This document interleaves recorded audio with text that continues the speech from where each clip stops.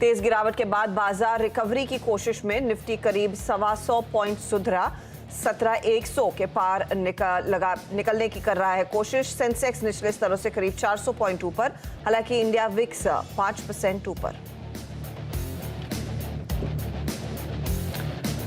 Dollar के मुकाबले record निचले स्तरों पर पहुंचा भारतीय रुपया। एक डॉलर की कीमत 81 रुपए 58 पैसे तक पहुंची। डॉलर इंडेक्स में रिकॉर्ड स्तरों तक उछाल। रुपए की कमजोरी ने आईटी शेयरों को दिया सहारा। निफ्टी का आईटी इंडेक्स नीचे से करीब अब 3% सुधरा। दिग्गज टीसीएस, इंफोसिस, टेक महिंद्रा जैसे स्टॉक्स भी डे लो से 3% उछले। बैंक निफ्टी इंट्राडे में 38,500 के नीचे तक फिसला। करीब 900 अंक थी एक समय गिरावट। दिग्गज ICICI, Kotak, PNB, Canara bank और बैंक ऑफ इंडिया सरकारी बैंकों में करीब 5% तक की जोरदार गिरावट। ब्याज दरें बढ़ने की आशंका से आज ऑटो और रियल एस्टेट स्टॉक्स में जोरदार बिकवाली। मारुति, आयशर और एमएनएम 5% कमजोर, तो गोदरेज प्रॉपर्टीज और ओबरॉय के साथ शोभा में भी 5% का नुकसान। और दमदार प्रदर्शन के बाद डिफेंस शोरूम में मुनाफा वसूली। बीएल, बीएमएल, एचएल जैसे के साथ मिश्र धातु निगम में करीब 5% तक की गिरावट। वहीं मंदी के डर से मेटल का भी रंग उड़ा। जेएसपीएल, वेदांत, हिंडाल्को जैसे स्टॉक्स आज 5% लुढ़के। नमस्कार, स्वागत है आप सभी का सीएनबीसी आवाज पर। आप देख रहे हैं कमाई का अड्डा। मैं हूं हर्षिता सावंत। दिल्ली से मेरा साथ दे रहे हैं वीरेन कुमार। जहां पर भारतीय बाजारों में आज एक तरफा बिकवाली का दबाव हावी है। एक समय ऐसा था जब हम 17,000 के नीचे भी कारोबार करते दिखाई दे रहे थे। डे लो इनफैक्ट 16,978 के आसपास था। वहां से चाल में सुधार जरूर आया है, लेकिन अभी भी इंडेक्स दबाव में ही कारोबार कर रहा है। 228 पॉइंट का नुकसान आपको निफ्टी 50 में दिखाई देगा। दूसरी तरफ अगर आप निफ्टी बैंक देखें, यहां पर इस समय तो सिर्फ 800 पॉइंट की गिरावट है, लेकिन ये भी करीब 38,492 तक के लोज को छूकर आया है। तो करीब करीब आप कह सकते हैं 250 अंकों से 300 अंकों तक की रिकवरी देखने को मिली है। मिड कैप्स का हाल बेहाल है। मिड कैप्स में तो 1100 पॉइंट तक की गिरावट देखने को मिली थी। अब यहां पर भी थोड़ी सी स्थिति संभलती हुई। सुबह में जो एडवांस डिक्लाइन रेशियो था 11 बजे के आसपास, ये 1:16 था। 16 in the pressure, 16 in the red. अब ये आंकड़ा 1:10 के आसपास है। तो मामूली रिकवरी, लेकिन अभी भी मार्केट ब्रेथ जो है वो काफी बिगड़ी हुई है। गिरने वाले शेयरों की संख्या कहीं ज्यादा है। ऑटो, मेटल्स, बैंकिंग स्टॉक्स, ये इनफैक्ट 3 विकेट पॉकेट्स हैं जहां पर सबसे ज्यादा कमजोरी देखने को मिली है। और इंडिया विक्स, जिसका हम बार बार पहले जिक्र करते थे, और पिछले हफ्ते फ्राइडे को मुझे याद है हम इसे करीब 17-18 के आसपास, इनफैक्ट 17 के करीब छोड़कर गए थे। लेकिन ओवरनाइट तमाम डेवलपमेंट्स के बीच जहां पर अमेरिकी बाजारों में बिकवाली बढ़ी, आज देखिए इंडिया विक्स एक बार फिर 20 के ऊपर, इनफैक्ट 21 के ऊपर ट्रेड करता हुआ दिखाई दे रहा है, जो भी संकेत अच्छा नहीं है। Veeru, good afternoon. रिकवरी तो आई है, लेकिन क्या टिक पाएगी? देखिए, टफ लगता है हर्षता। और पहले तो गुड आफ्टरनून। कुछ तो अच्छा हो इस आफ्टरनून में। मेरे ख्याल से हर्षता, आपकी मुराद जो है ना कि कुछ अच्छा हो, वो आईटी शायद पूरी कर सकता है। Let's hope for the best. खैर, मैं इस पे आऊँगा, लेकिन सुबह से हमारी अप्रोच क्या थी? सुबह देखिए हर्षता, डेटा बहुत वीक था, और आप जिस तरीके से एफआईज अपने आप को एग्जिट करने के लिए प्लेस करते हैं, ये सारा का सारा डेटा एग्जैक्टली उसके हर एक स्वरूप को पूरा कर रहा था। क्लियर कट मेरी अप्रोच थी सुबह। देखिए, अपना कॉन्फिडेंस था हर्षता 17,403, जो कि शुक्रवार को वॉलेट हुआ। उसके बाद it's a sell and sell on rise. आज के जो वर्स्ट लेवल में सोच के आया था कि ड्यूरिंग द डे हमें मिल सकते थे। देखिए हर्षता, जिस प्रकार की एफआईज की प्लेसमेंट थी ना, वॉलेटिलिटी बहुत बड़ी रहेगी। इंट्राडे में कितने भी स्विंग मिल जाएंगे आपको, चाहे वो 300 पॉइंट का हो, चाहे वो 350 पॉइंट का हो, चाहे वो 400 पॉइंट का स्विंग हो, मिल जाएगा आपको। हम सोच के क्या आए थे? हम सोच के आए थे पहले 17,156 मिलेगा, उसके बाद करीब माफ कीजिएगा 17,166, 17,095 जो कि 100 डे एक्सपोनेंशियल मूविंग एवरेज था, और 17,004 ये था हमारा ऑप्शन बेस, जो कि इस मंथली कॉन्ट्रैक्ट का सबसे बड़ा पुट राइटिंग का जोन है हर्षता। ये सारे लेवल पूरे हो चुके हैं। बट अभी भी अगर मैं कहूँ कि क्या डाउन साइड प्रोजेक्शंस या फिर टारगेट पूरे हो गए हैं, तो नहीं। अभी भी एक अनफिनिश्ड बिजनेस बाकी है, and that's 16882, that is 200 exponential moving average for Nifty. लेकिन यहाँ पे एक पेज है, और पेज वो अभी जो आपने सुर्खियों में पेश किया वो था Nifty IT. Nifty IT is doing well. सुबह आपने जब इन्फोसिस की बात छेड़ी थी, आईटी की बात छेड़ी थी हर्षदा स्टॉक्स इन न्यूज़ में, उसके बाद हमारा एक खुल के डिस्कशन भी हुआ था कि निफ्टी आईटी 2 सेशन से एक डाइवर्जेंस क्रिएट कर रहा है, और वो डाइवर्जेंस आज भी स्क्रीन पर विजिबल है। मैं इतनी राय दूंगा बस इस डेटा के मुताबिक Harshada, if you are short, ठीक है, इस एरिया में एक बार अपनी शॉर्ट कवर कीजिए। शॉर्ट करने का मौका अब थोड़ा ऊपर तलाशिए। इंडेक्स को बाय करने की मैं वकालत नहीं करूंगा, शॉर्ट करने का मौका अब थोड़ा सा ऊपर ढूंढिएगा, क्योंकि यहां पे निफ्टी आईटी निफ्टी के लिए एक थ्रस्ट जनरेट करने की तैयारी कर रहा है। मैं इस वक्त के ऑप्शंस डेटा देखूंगा नहीं, और बहुत ज़्यादा देखने की ज़रूरत भी नहीं है, बट मेरी अप्रोच है कि अगर शॉर्ट पे पैसा बनाया है तो let's cover, emphasise on some IT stock futures. और जहां तक बैंक निफ्टी की बात है, बैंक निफ्टी का बेस लेके आइएगा।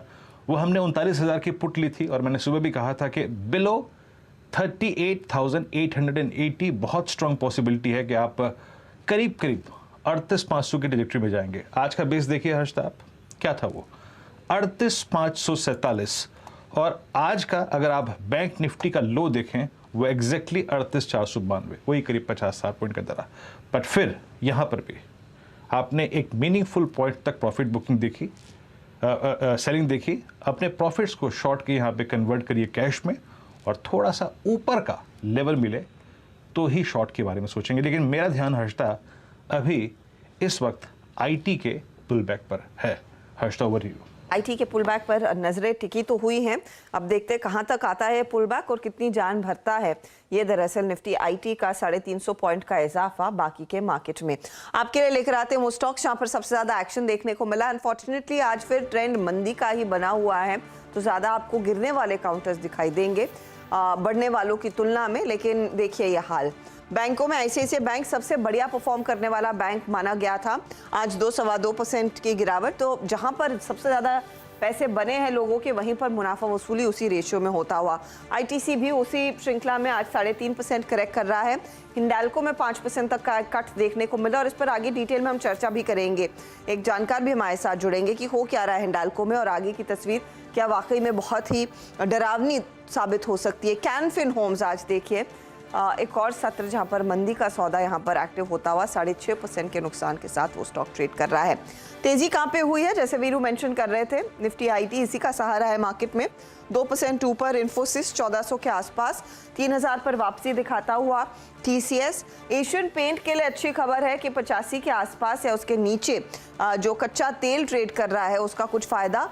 और मेट्रोपोलिस की आपको याद होगा हम बात फ्राइडे को भी कर रहे थे, एक और सत्र जहां पर हमने देखा है करीब खरीदारी का सिलसिला हावी, और 1500 के आसपास मंडरा रहा है ये काउंटर। तो ये कुछ काउंटर्स हैं जिन्होंने मार्केट का साथ दिया है। अब हमारा साथ देने के लिए और मार्केट की इस पेचीदा स्थिति में आपको सहारा देने के लिए, आपकी मदद करने के लिए हमारे जानकार जुड़ रहे हैं, जो आपको बताएंगे कि इस मार्केट को ट्रेड कैसे करना है। बात करेंगे आज फंडामेंटल्स पर शरद अवस्थी से। टेक्निकल राय के लिए हमारे साथ है प्रकाश काबा, मानस जायसवाल, अमित सेठ, विकास आलूंके को आगे जोड़ेंगे, और अजीत मिश्रा भी कार्यक्रम का हिस्सा बनने वाले हैं। इसी कार्यक्रम में आगे हर 10 मिनट में हमारे जानकार देंगे आपको एक बढ़िया ट्रेड। आज अमित सेठ देने वाले हैं सस्ता ऑप्शन चार्ट का चौका में, मानस बताएंगे एफएनओ का सुपरस्टार, चार्ट का चमत्कार लेंगे हम प्रकाश काबा से, और फिर ऑफ कोर्स बात होगी शरद अवस्थी से मिड कैप फंडा के लिए। 2:30 बजे मेटल शेयरों पर खासा फोकस रहेगा। जो ग्लोबल मार्केट में बिकवाली बढ़ती हुई दिखाई दे रही है, ये कितना परेशान कर सकती है मेटल के इन्वेस्टर्स को, मेटल के ट्रेडर्स को, उस पर एक चेक लेंगे। और बिग मार्केट वॉइस में केआर चोक्सी सिक्योरिटीज के देवेंद्र चोक्सी भी हमारा साथ देने वाले हैं। तो ये सब जुड़ेंगे हमारे साथ कार्यक्रम में आगे। तो इस पूरे कार्यक्रम का अगर आप देखें खाका आपकी स्क्रीन पे है। चलिए शुरुआत करते हैं ट्रेड से, और स्टॉक स्पेसिफिक ट्रेड्स क्या होंगे। मानस, गुड आफ्टरनून, कार्यक्रम में स्वागत है। मानस, एक लॉजिकल जो टारगेट्स थे, डे टारगेट्स फॉर शॉर्ट, वो तो कुछ हद तक मिल गए, बट स्टॉक स्पेसिफिक क्या आपको इस वक्त कन्विंस कर रहा है कि लॉन्ग करना चाहिए या फिर शॉर्ट करना चाहिए? आईटी एक मूव देता हुआ बैंक्स अभी भी कोलैप्स हो रहे हैं, आईटीसी एट डे लो, आपकी अप्रोच क्या है स्टॉक स्पेसिफिक इस वक्त? देखिए वीरेंद्र जी, स्टॉक स्पेसिफिक बात करिए तो बैंकिंग में वीकनेस अभी भी लग रही है। अभी भी शायद आपको करंट लेवल से बहुत सारे बैंकिंग स्टॉक्स है जो अच्छे खासे डाउनसाइड दिखा सकते हैं, और उन्हीं में से एक कोटक बैंक है। अगर आप कोटक बैंक के पैटर्न्स को देखिए, 4-5 दिनों की गिरावट हो गई। कोटक बैंक ने आज अपने 200 डे मूविंग एवरेज को ब्रीच कर दिया, उसके नीचे फिसला है। मेरा समझना है कि यहाँ पर वीकनेस बढ़ सकती है, तो कोटक बैंक में बिकवाली करने का ट्रेड लेना चाहिए। 1850 का स्टॉप लॉस लगाइए और नीचे की तरफ 1780 तक के भाव आपको देखने को मिल सकते हैं, और बेहतर रहेगा कि ऑप्शन के थ्रू इसको ट्रेड करें। तो कोटक बैंक का अक्टूबर का 1800 का पुट ऑप्शन ले सकते हैं। 53 रुपीज के आसपास ट्रेड हो रहा है, वहां पर आप खरीदारी करिए। 39 रुपीज के स्टॉप लॉस से ऊपर की तरफ 75 रुपए तक के टारगेट देखने को मिल जाएंगे।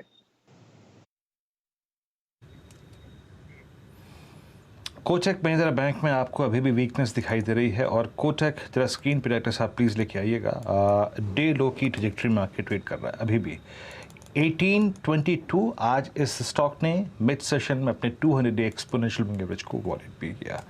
ओके, एट डे लो दिन के सबसे निचले स्तरों पर इस पर ट्रेड करता हुआ मानस का ट्रेड यहाँ पे ये शॉर्ट है आईसीआईसीआई बैंक का। चलते हैं अमित सेठ जी के पास। अमित जी बताइए, आपका इस वक्त कन्विक्शन ट्रेड क्या है, क्या चीज कर रहे हैं आप? Good afternoon Viren ji, good afternoon Arshita ma'am. Viren ji, इस समय मैं एक लॉन्ग पोजीशन बनाना चाहूंगा एशियन पेंट्स में। स्ट्रक्चर इसका काफी अच्छा है, क्रूड का भी सपोर्ट है। स्टॉक अपने 10 और 20 डेमा को होल्ड कर रहा है, तो मुझे लग रहा है कि अगर थोड़ा भी पुल बैक मार्केट में आता है विच इज ड्यू, तो मुझे लगता है कि इसमें ट्रैक्शन आ सकता है ऑन द अपसाइड। कैश में प्राइस है 3458 के, स्टॉप लॉस रखूंगा 3410 का, और टारगेट्स लगभग रहेंगे 3525 से लेके 3550 के। 3550 के लिए खरीदारी का एक व्यू एशियन पेंट में बनता हुआ 2% ऊपर और काफ़ी तगड़े वॉल्यूम्स पर दरअसल इस स्टॉक में आज हमने देखी है तेज़ी। ऑल कर्टसी कच्चा तेल जो 85 के आसपास ही ट्रेड करता हुआ दिखाई दे रहा है। वर्तमान भाव दिखाएंगे एक बार प्लीज़ डायरेक्टर साहब जल्दी से कि कच्चे तेल में इस समय का ट्रेड क्या है। तो 85.13 के आसपास ब्रेंट कारोबार कर रहा है, उसी से सीधा कनेक्शन है एशियन पेंट और बाकी ऑफ कोर्स पेंट कंपनियों का।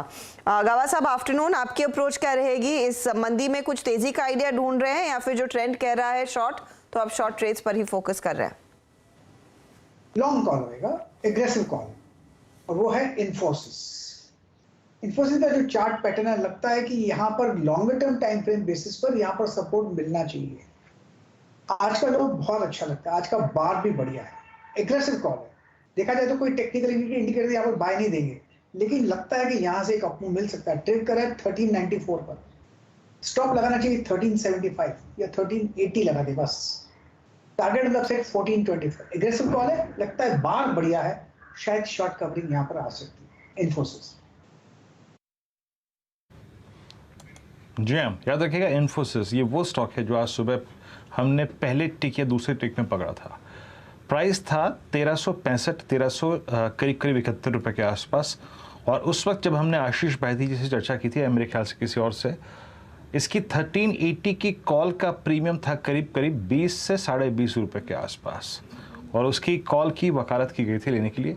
ये इन्फोसिस पहला वो स्टॉक था अलॉन्ग विथ एम्फेसिस जो कि एक पुल बैक मोड में था सुबह सुबह। डॉक्टर साहब वो कॉल लेके आएंगे एक बार जरा प्लीज़? मेरे ख्याल से वो 20 रुपये की कॉल थी, अब करीब 32 रुपये की हो गई जनाब। और कुछ ऐसा ही थ्रस्ट आपका यकीन मानिए इस वक्त HCL टेक्नोलॉजीज जनरेट कर रहा है। मैं यहाँ पे ट्रेड ऐड कर देता हूँ। प्रकाश सर जरा एक बार 912 पे HCL टेक्नोलॉजीज को देखिएगा, 10 डेमा क्रॉस करता हुआ, बिल्कुल वही चार्ट, और एक कंप्लीट अटेम्प्ट डे हाई को वॉलेट करने का कुछ देर पहले किया और कर भी किया 912। अ पुल बैक टुवर्ड्स 922 और even 940 which is falling 50 day exponential moving average looks possible, लगता है आपको? बिल्कुल, पहले तो मैं कह देता हूँ 940 पॉसिबल है, फिर एक्सप्लेन करता हूँ। किसको लेना है तो ले लीजिए, स्टॉप लगाइए 900 का। इसका रीजनिंग ये है कि देखा जाए तो 3 वीकली हायर टाइम फ्रेम पर 3 बार ये लोअर लेवल से बाउंस मिला है 880 के आसपास, तो यहाँ पर ट्रिपल बॉटम बन चुका है स्ट्रक्चर वीक, लेकिन एक बाउंस मिल सकता है। और 5 दिनों से एक बहुत नैरो बार बने हुए हैं, डोजी बार्स बने हैं, संकेत दे रहा है कि यहाँ से टर्न हो सकता है, और आज टर्न हो गया। मार्केट गिरा हुआ है, लेकिन HCL टेक में तेजी है, मुझे लगता है यहाँ से आपको मिल सकता है। यस, 900 का स्टॉप लगाइए, और 930 से 940 पॉसिबल है HCL टेक। HCL टेक में एक खरीदारी का मौका आपको साफ दिखाई दे रहा है। तो गाबा साहब दरअसल इस पूरे आईटी स्पेस पर बुलिश हैं। आप देखिए इन्फोसिस जिसका हम जिक्र कर रहे थे, HCL टेक, और दबे पांव से तो TCS में भी रिकवरी आई है, 3000 के ऊपर ये ट्रेड करने में कामयाब। मानस, इस पर कोई व्यू देना चाहेंगे आप, जिस तरह से TCS ने भी रिकवरी दिखाई है? देखिए, TCS ने लोअर लेवल पे रिकवरी जरूर दिखाई है, लेकिन मेरा तो समझना ये है कि जब तक 3100 रुपए के ऊपर के नीचे ट्रेड करता रहे, तब तक यहाँ पर खरीदारी नहीं करनी है। देखिए, मेन ट्रेंड वीक है, बाउंड बैक देखने को मिला, और इस बाउंड बैक पे अग्रेसिव होकर खरीदारी नहीं करेंगे। खरीदारी केवल और केवल 3100 रुपए के ऊपर करेंगे।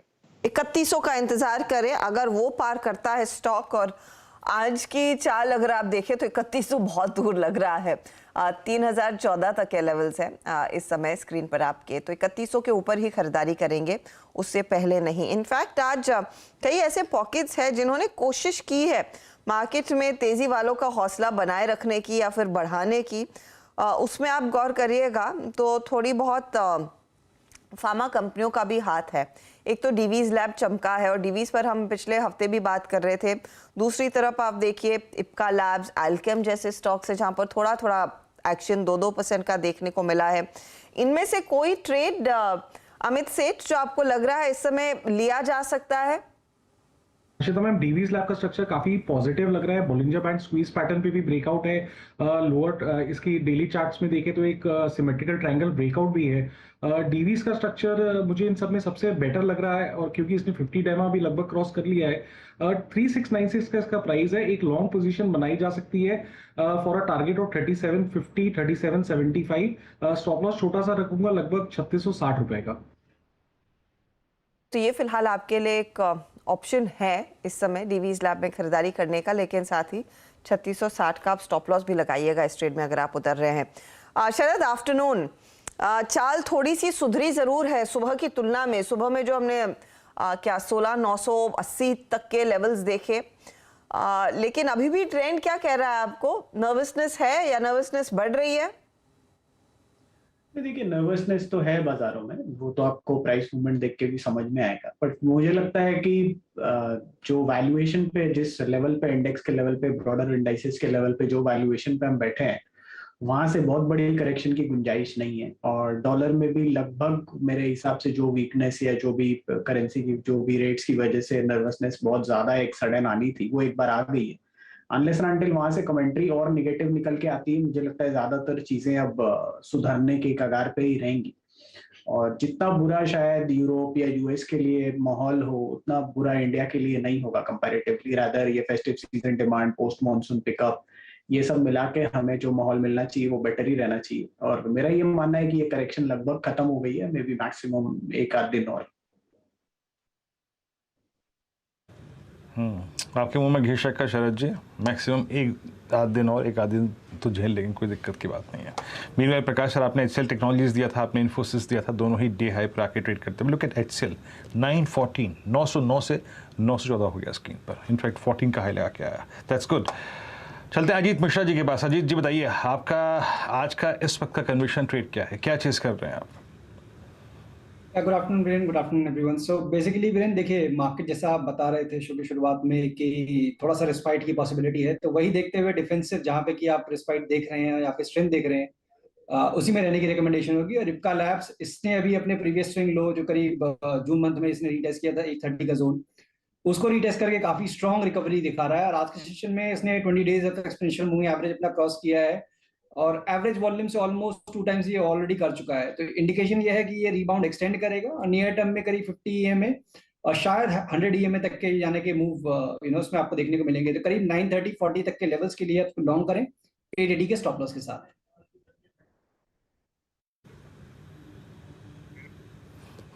इप्का लैब्स, इनफैक्ट मैं इप्का लैब्स को चार्ट पे देख ही रहा था आपकी स्क्रीन पर। जरा प्लीज़ इप्का लैब लेके आइएगा, थोड़ा सा डिफाइन करना चाहेंगे यहाँ पे इस स्टॉक को। इप्का लैब करीब करीब 895 पे, ये आज 20 डेमा को अपने रीगेन कर रहा है, ऑल्दो इसमें कोई राय नहीं। It's a very very very oversold stock, बहुत ही आप देखें ओवरसोल्ड ट्रैजेक्टरी में है, लेकिन इसका एक मल्टी ईयर बेस जो है वो करीब करीब 860-870 के आसपास बैठ रहा है, वहीं से पुल बैक देता हुआ है स्टॉक।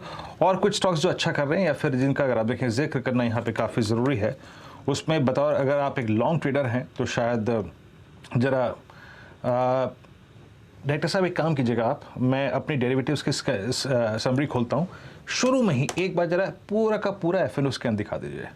लॉन्ग जिन सेक्टर्स में स्पेस में बिल्डअप हो रहे हैं, जिसे कहते हैं ना हीट मैप, उसको देख लेते हैं। सुबह मात्र 4 लॉन्ग्स थे, 4 या 6 लॉन्ग्स थे, 134 शॉर्ट थे और 144 शॉर्ट थे। गजब अगर आप देखें सुबह की सुबह जो ब्रेथ थी वो काफ़ी ख़राब थी। इस वक्त क्या हो रहा है थोड़ा सा देखते हैं। It's zero longs, long buildup zero में है। आई थिंक इस स्टेट्स में थोड़ा सा मेरे को एडिशन करना चाहिए। थोड़ा लॉन्ग बिल्डअप याद रखिएगा, डॉक्टर लाल पैथलैब में है, डॉक्टर लाल पैथलैब में है, और उसके बाद कोफोज में, HUL में और मेरिको और एशियन पेंट्स में अगर आप देखें यहाँ पर लॉन्ग बिल्डअप है। और साथ ही साथ जो शॉर्ट बिल्डअप है याद रखिएगा वो स्क्रीन पर है यहाँ पर टाटा केमिकल में, नाल्को में, वेदांता में, मारुति सुजुकी में और साथ ही साथ अदानी पोर्ट्स में। ये शॉर्ट बिल्डअप है। देखिए कुछ देर में हम मेटल्स पे एक डेडिकेटेड डिस्कशन करेंगे हिंडाल्को के मद्देनज़र, लेकिन उससे पहले जरा प्लीज़ एक स्टॉक लेके आइएगा जहाँ पे सबसे ज़्यादा शॉर्टिंग हुई है। Let's bring JSW steel 649। आज की कैंडल सुपर वाइल्ड कैंडल थी, इंटर लो शेडो देखिए, 200 डे एक्सपोनेंशियल एवरेज का लो लगा के आई। मानस आपकी राय क्या है? कोई स्टॉक ऑप्शन जो कि आपको पुट साइड में काफी इंप्रेस कर रहा हो मेटल्स में? देखिए मेटल्स में बहुत सारे काउंटर्स इस टाइम वीक लगते हैं, चाहे वो जिंदल स्टील हो या हिंडाल्को हो। और JSW स्टील ने आज अपने 200 डे मूविंग एवरेज को टेस्ट किया, वहां पर रिकवरी देखने को मिली। लेकिन जो अंडरटोन है JSW स्टील का वो डेफिनेटली वीक है। पॉसिबिलिटी ज्यादा है कि 635 के लेवल्स को ब्रेक करके 620 की तरफ जाने की कोशिश करेगा। तो आई थिंक करंट लेवल्स पे भी JSW स्टील में एक सेल कॉल ली जा सकती है, और बेहतर रहेगा कि अक्टूबर का पुट ऑप्शन ले, 650 का पुट ऑप्शन ले सकते हैं JSW स्टील का, जो कि 27 रुपए के आसपास ट्रेड हो रहा है। वहां पर आप खरीदारी करिए 19 रुपए के स्टॉप लॉस से 50 रुपए के टारगेट के लिए। JSW स्टील मेटल्स पे भी याद रखिएगा डेडिकेटेड डिस्कशन होगा। मेटल्स पे बातचीत करेंगे। निफ्टी में हल्की सी रिकवरी है 17111 और एक पुल बैक देखे थोड़ी सी, अगर आप देखें एक रिस्पेक्टफुल ट्रेजेक्ट्री निफ्टी रीगेन करने की कोशिश करता हुआ। एक काम करते हैं, यहाँ से अमित जी का पहले सस्ता ऑप्शन पिक कर लेते हैं, फिर उसके बाद थोड़ा ट्वीट्स पे फोकस करेंगे। अमित जी बताइए आपके सौजन्य से क्या आ रहा है इस वक्त सस्ता ऑप्शन? जी वीरेन जी, काफ़ी वॉलेटाइल डे है और मार्केट्स मैंने काफ़ी ओवरसोल्ड हैं, तो एकदम से शॉर्ट नहीं जाना चाहूँगा। I would like to go with strength, और इनफैक्ट मेरे रेडार में इनफैक्ट फ्राइडे से ही IT आ रहा है। IT में बोथ इन्फोसिस HCL जैसे कि हमने डिस्कस किया कि आर एट स्ट्रेंथ, तो सेफ्टी के साथ जाना चाहूँगा। 910 की कॉल हम HCL टेक की ले सकते हैं, 15 रुपये का प्राइस है। स्टॉप लॉस लगभग इसका 10 रुपए का रहेगा और टारगेट 20 से 25 रुपए के रहेंगे। पहला टारगेट 20 का, दूसरा 25 का। तो ये डिफेंसिव ट्रेड्स ही तलाश रहे हैं। अमित जी ने तय कर लिया है कि आज मैं सिर्फ तेजी वाले सौदों पर ही फोकस करूंगा, जो मौका मिल रहा है उसका भरपूर इस्तेमाल किया जाए। तो HCL टेक का 910 का कॉल लेने की सलाह इस समय आपकी स्क्रीन पर है। वो 15 रुपये 30 पैसे के आसपास ट्रेड करता हुआ, और यहाँ पर रिटर्न्स अच्छे खासे बनने के आसार हैं। इस डिप का पूरा फायदा उठाने के लिए यही फिलहाल एक अपडेट इनकी तरफ से आता हुआ। अच्छा, इस बीच टाटा मोटर्स की तरफ से जानकारी आ रही कि FY23 में कि CV बिजनेस में डबल डिजिट बिक्री का अनुमान ये कह रहे हैं। तो डबल डिजिट वेरी करेगी, अब ये हायर डबल डिजिट होती तो बेहतर होता, लेकिन अर्ली डबल डिजिट है तो यानी कि 10% तक का इजाफा देखने को मिलेगा। ये फिलहाल टाटा मोटर्स, लेकिन खास कुछ हुआ नहीं है। आज ऑटो कंपनियों में हमने देखा एक तरफा बिकवाली का दबाव बढ़ता हुआ दिखाई दिया है। इनफैक्ट इस घंटे अगर आप ध्यान दें, इन स्टॉक्स में पोजीशंस थोड़ी सी और लिक्विडेट होती हुई दिखाई दी है, चाहे वो टाटा मोटर्स हो या आपका मारुति हो। ये सारे काउंटर्स हैं जहाँ पर मुनाफा वसूली हावी है। महंगाई और बढ़ती ब्याज दरों के बावजूद ये CV सेक्टर में ये कह रहे हैं कि डबल डिजिट ग्रोथ देखने को मिलेगी। शरद, ऑटो स्टॉक्स में आपकी अप्रोच क्या होगी? क्योंकि हाल फिलहाल में ही हमने देखा था इनकी बिक्री के आंकड़ों में कुछ इजाफा देखने को मिला। अब हम फेस्टिव सीजन में उतरेंगे तो वहां से कुछ और एक अपटिक आ सकता है। आपकी अप्रोच क्या है ऑटो में? इस डिप का क्या फायदा उठाना चाहिए? हाँ, बिल्कुल फायदा उठाना चाहिए। मुझे लगता है जो लॉजिस्टिक इश्यूज थे और जो रॉ मटेरियल इश्यूज थे वो भी काफी हद तक सॉल्व हो गए हैं, और वहां से जो प्रेशर बिल्ड हो रहा था मार्जिन्स पे वो भी काफी कम हो जाना चाहिए। प्लस जो प्रोडक्शन रैंप अप नहीं हो पा रही थी, चिप्स की अवेलेबिलिटी ना होने की वजह से वो प्रॉब्लम भी सॉल्व हो गई। और आप ज्यादातर कंपनीज में देखें तो पेंट अप डिमांड काफी स्ट्रांग है, चाहे वो नए प्रोडक्ट लॉन्चेस को लेके आ रही हो डिमांड या जैसे भी आ रही हो, बट पेंट अप डिमांड काफी स्ट्रांग है। जैसा कि अभी आपने भी बताया कि टाटा मोटर्स भी सीवीज को लेके काफी पॉजिटिव है, तो हमारा भी मानना यही है कि सीवीज का साइकिल काफी स्ट्रांग रहना चाहिए। पिछले 2-3 साल में पोस्ट जीएसटी जो एक सरप्लस कैपेसिटी भी इंडस्ट्री में सीरीज में खास करके बन गई थी लॉजिस्टिक स्पेस में, मेरे हिसाब से अब वो एब्जॉर्ब हो गई है। और अब जो रिप्लेसमेंट डिमांड और नई डिमांड वापस अग्रेसिवली आ रही है ग्रोथ के साथ, तो वो स्पेस काफी एक्टिव रहनी चाहिए। और टाटा मोटर्स मेरे हिसाब से एक ऐसा स्टॉक है जहां 3-4 जो भी सेक्टर्स में वो ऑपरेट कर रहे हैं सब पे फायर करने के लिए रेडी है, बट जैसे जैसे ये नंबर्स आएंगे वहां रीरेटिंग की सबसे ज्यादा गुंजाइश हमें लगती है टाटा मोटर्स में। ओके, तो टाटा मोटर्स में एक अच्छी खासी अपॉर्चुनिटी रहेगी कि डिप्स पर खरीदारी करनी है। गावा साहब, टेक्निकली एक व्यू दीजिए, ये 400 के नीचे लेंगे तो ज्यादा बेहतर है या फिर 400 भी चलेगा Tata Motors? Tata Motors, sorry मैं गलती से टाटा स्टील निकाल दिया, लेकिन 400 के आसपास लेना चाहिए। एग्रेसिव कॉल है, बहुत एग्रेसिव कॉल है, बाय सिग्नल नहीं है। 400 मेक और ब्रेक जोन है, अगर 400 ब्रेक हो जाए तो 380 दिखेगा, लेकिन जगह अच्छी है। As an aggressive trader buy signal नहीं है, लेकिन बाउंस हो सकता है यहाँ पर। ओके, बाउंस हो सकता है। गावा साहब कह रहे हैं कि बाय सिग्नल अभी नहीं है, तो उसका आप ध्यान जरूर रखिएगा। ये फिलहाल आपके लिए एक आउटलुक आता हुआ। चलिए, पहला ट्रेड तो हमने ले लिया था। अब गावा साहब आप ही की बारी है। गावा साहब से चार्ट का चमत्कार लेना है। ये अभी लेंगे कि बाद में? डायरेक्टर साहब बताइए, या मैं ऑर्डर में थोड़ा सा मिक्सअप हो रही हूँ? अच्छा, 3 मिनट बाद। गावा साहब तैयार रहिएगा, 3 मिनट बाद। डायरेक्टर साहब ने बोला है stick to the time, time पर ही आपके पास आएंगे। तब तक आप कुछ अच्छा ट्रेड निकाल के रखें। अच्छा, in the meanwhile Ajit Mishra, एक बार एम्फेसिस देखेंगे। एम्फेसिस, आपका परसिस्टेंट सिस्टम्स, आज ये दिग्गजों में हमने देखा है काफी ज्यादा एक्शन, लेकिन कोफोज भी आज थोड़ा सा हरकत दिखा रहा है। ये भी एक हल्का सा टेक्निकल बाउंस ही है या फिर कुछ पक रहा है इन स्टॉक्स में? हर्षदा, देखिए एक इम्पॉर्टेंट चीज है कि कहीं ना कहीं हमने देखा है ये पूरा IT space in line with the US market trade कर रहा है। और एक इम्पॉर्टेंट चीज ये हुई है कि हाल फिलहाल में हमने देखा है डाउ जोन्स में नया लो बनते हुए, बट नेस्डेक कंपोजिट जो कि टेक हैवी है वहां पे नया लो अभी तक नहीं बना है। तो कहीं ना कहीं ये पॉज जो आप देख रहे हैं आईटी इंडेक्स में और आईटी स्टॉक्स में हमारे यहाँ पे, वो उसी के मद्देनजर है कि शायद वो वेट कर रहे हैं कि किस तरीके की इंडिकेशंस आएंगे यूएस मार्केट से। अगर मैं इन स्पेस में बात करूं, मिड कैप आईटी स्पेस में, तो परसिस्टेंट डेफिनेटली मुझे लगता है कि एक बेटर कैंडिडेट है in comparison to the others, because यहाँ पे जो प्रीवियस स्विंग लो है करीब 3200 3180 के लेवल्स का, उसको रीटेस्ट कर चुका है और वॉल्यूम्स ड्राई हो गए हैं। तो मुझे लगता नहीं है कि अगर डैमेज की अगर पॉसिबिलिटी होती भी है तो यहाँ से ज्यादा मेजर आपको डिक्लाइन देखने को मिलेंगे। तो अगर आपको एक्यूमुलेट करना है तो परसिस्टेंट एक बेटर कैंडिडेट होगा, और ऊपर पे ग्रेजुअली आपको देखेंगे करीब 34-3500 तक के लेवल्स आते हुए। परसिस्टेंट आपकी स्क्रीन पे, और मिड कैप आईटी वाकई अगर आप देखें थर्स जनरेट कर रहे हैं। अच्छा, 1-2 स्टॉक्स और लेके आइए आप। लेट्स ब्रिंग हेवल्स, थोड़ा सा अगर आप देखें मीडियम टर्म पर्सपेक्टिव से साथ डिस्कस कर लेते हैं। इनफैक्ट मैं इस वक्त स्क्रीन पे एक चीज़ भाग पा रहा हूँ कि जो वाइट गुड्स सेगमेंट है वो थोड़ी सी बाइंग अट्रैक्ट कर रहा है अपनी तरफ। देखिए, नो डाउट फेस्टिवल सीजन है, नवरात्र आज से प्रारंभ हो गए हैं, तो ये स्पेस वाकई अगर आप देखें बाइंग अट्रैक्ट करेगा। शरद जी, आपका वाइट गुड सेगमेंट में प्रेफर्ड जो कैंडिडेट है वो क्या है? अब मैं स्क्रीन पे आपके डिक्सन रखता हूँ, मैं वोल्टास रखूँ, हेवल्स रखूँ और वर्लपूल रखूँ, और ब्लू स्टार आपकी स्क्रीन पे है। हेवल्स समहाउ अपने करियर की हाईएस्ट ट्रैजेक्टरी को होल्ड कर रहा है। 1300, 1400-1500 उस जोन में ट्रेड करता है। आपकी प्रेफर्ड चॉइस क्या होगी इस स्पेस में इस वक्त? देखिए, मैं बहुत ज्यादा बुलिश हूँ एसी वाली स्पेस पे, तो ब्लू स्टार, वोल्टास, ये मुझे लगता है लॉन्ग टर्म में काफी बढ़िया प्लेज है। और अगर आप पैरेलली कुछ और देखना चाहते हैं, जैसे जो डिक्सन टाइप की कंपनीज हैं, तो डिक्सन और अंबर में मुझे लगता है अंबर बेटर प्लेस्ड है, क्योंकि वो भी ऑब्वियसली एयर कंडीशनिंग पे ज्यादा फोकस्ड है, तो वो एक एडेड एडवांटेज है। और वैल्यूएशन वाइज अंबर ज्यादा बढ़िया लगता है इन वैल्यूएशन पे करेक्शन के बाद।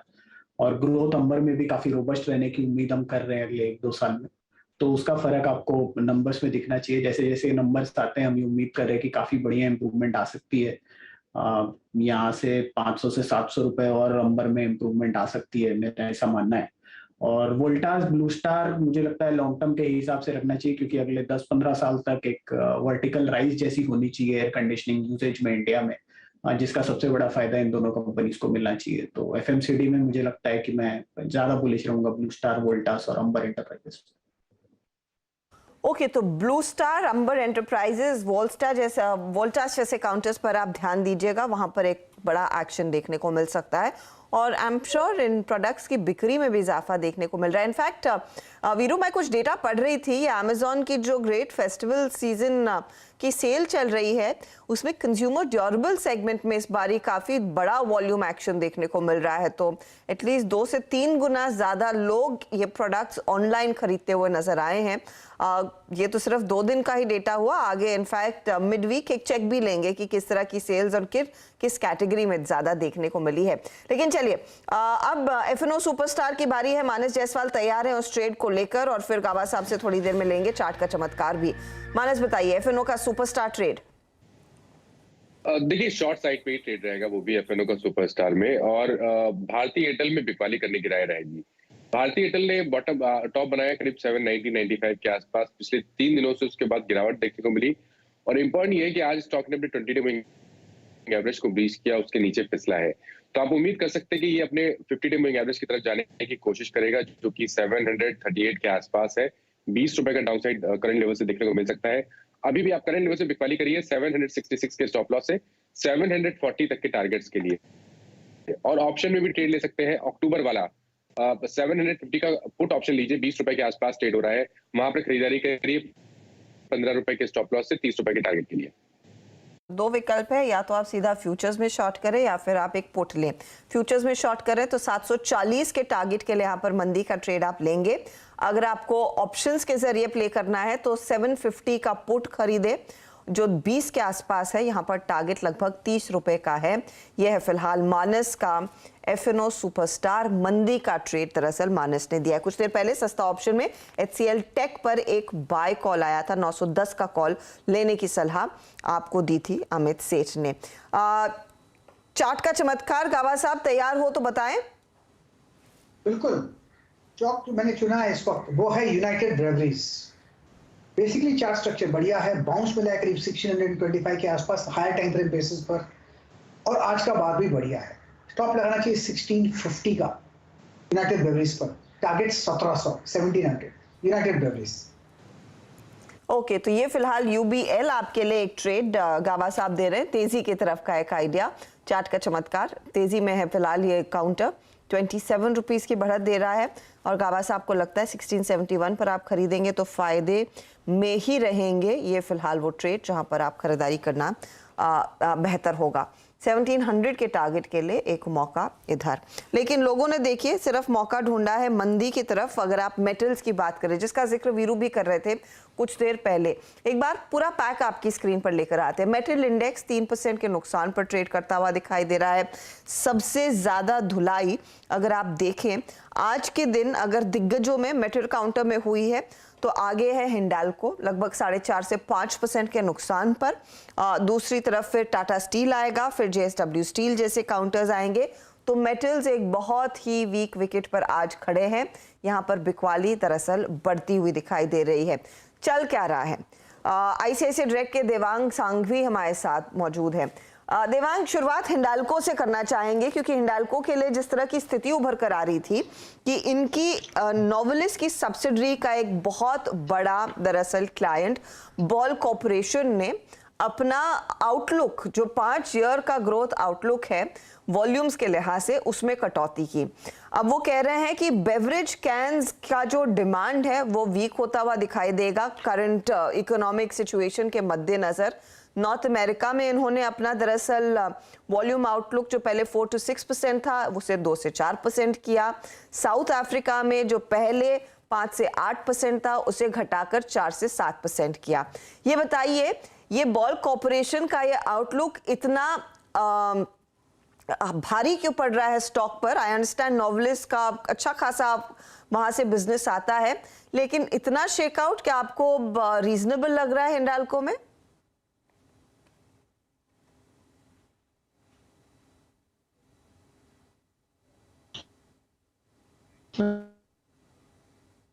देवांग, अनफॉर्चुनेटली आपका ना लिंक थोड़ा सा टूट रहा है। इसे हम रिकनेक्ट करते हैं और फिर आपसे पूछेंगे। लेकिन एक बार हिंडाल्को का चार्ट, आज इंट्राडे का चार्ट दिखाइए और हो सके तो वो बार्स में भी दिखाइए, क्योंकि यहाँ पर हमने देखा भारी वॉल्यूम्स के साथ दरअसल ये बिकवाली आती हुई दिखाई दी। और हिंडाल्को की हम सब जानते हैं सब्सिडरी नोवेलिस है, उनके अगर सबसे बड़े क्लाइंट्स की ओर से इस तरह की पिक्चर पे पोस्ट होती हुई दिखाई दे रही है तो डर यही है कि क्या सिचुएशन आगे और बिगड़ती हुई दिखाई देगी। तो आप देख रहे हैं वो बार्स जहां पर बड़े वॉल्यूम्स के साथ दरअसल सुबह में बिकवाली होती हुई दिखाई दी थी। वीरू, चार्ट के लिए क्या देखा आपने? जब ओपनिंग थी तो ओपनिंग में ही बड़े झटके लगे हैं इनफैक्ट स्टॉक में आज।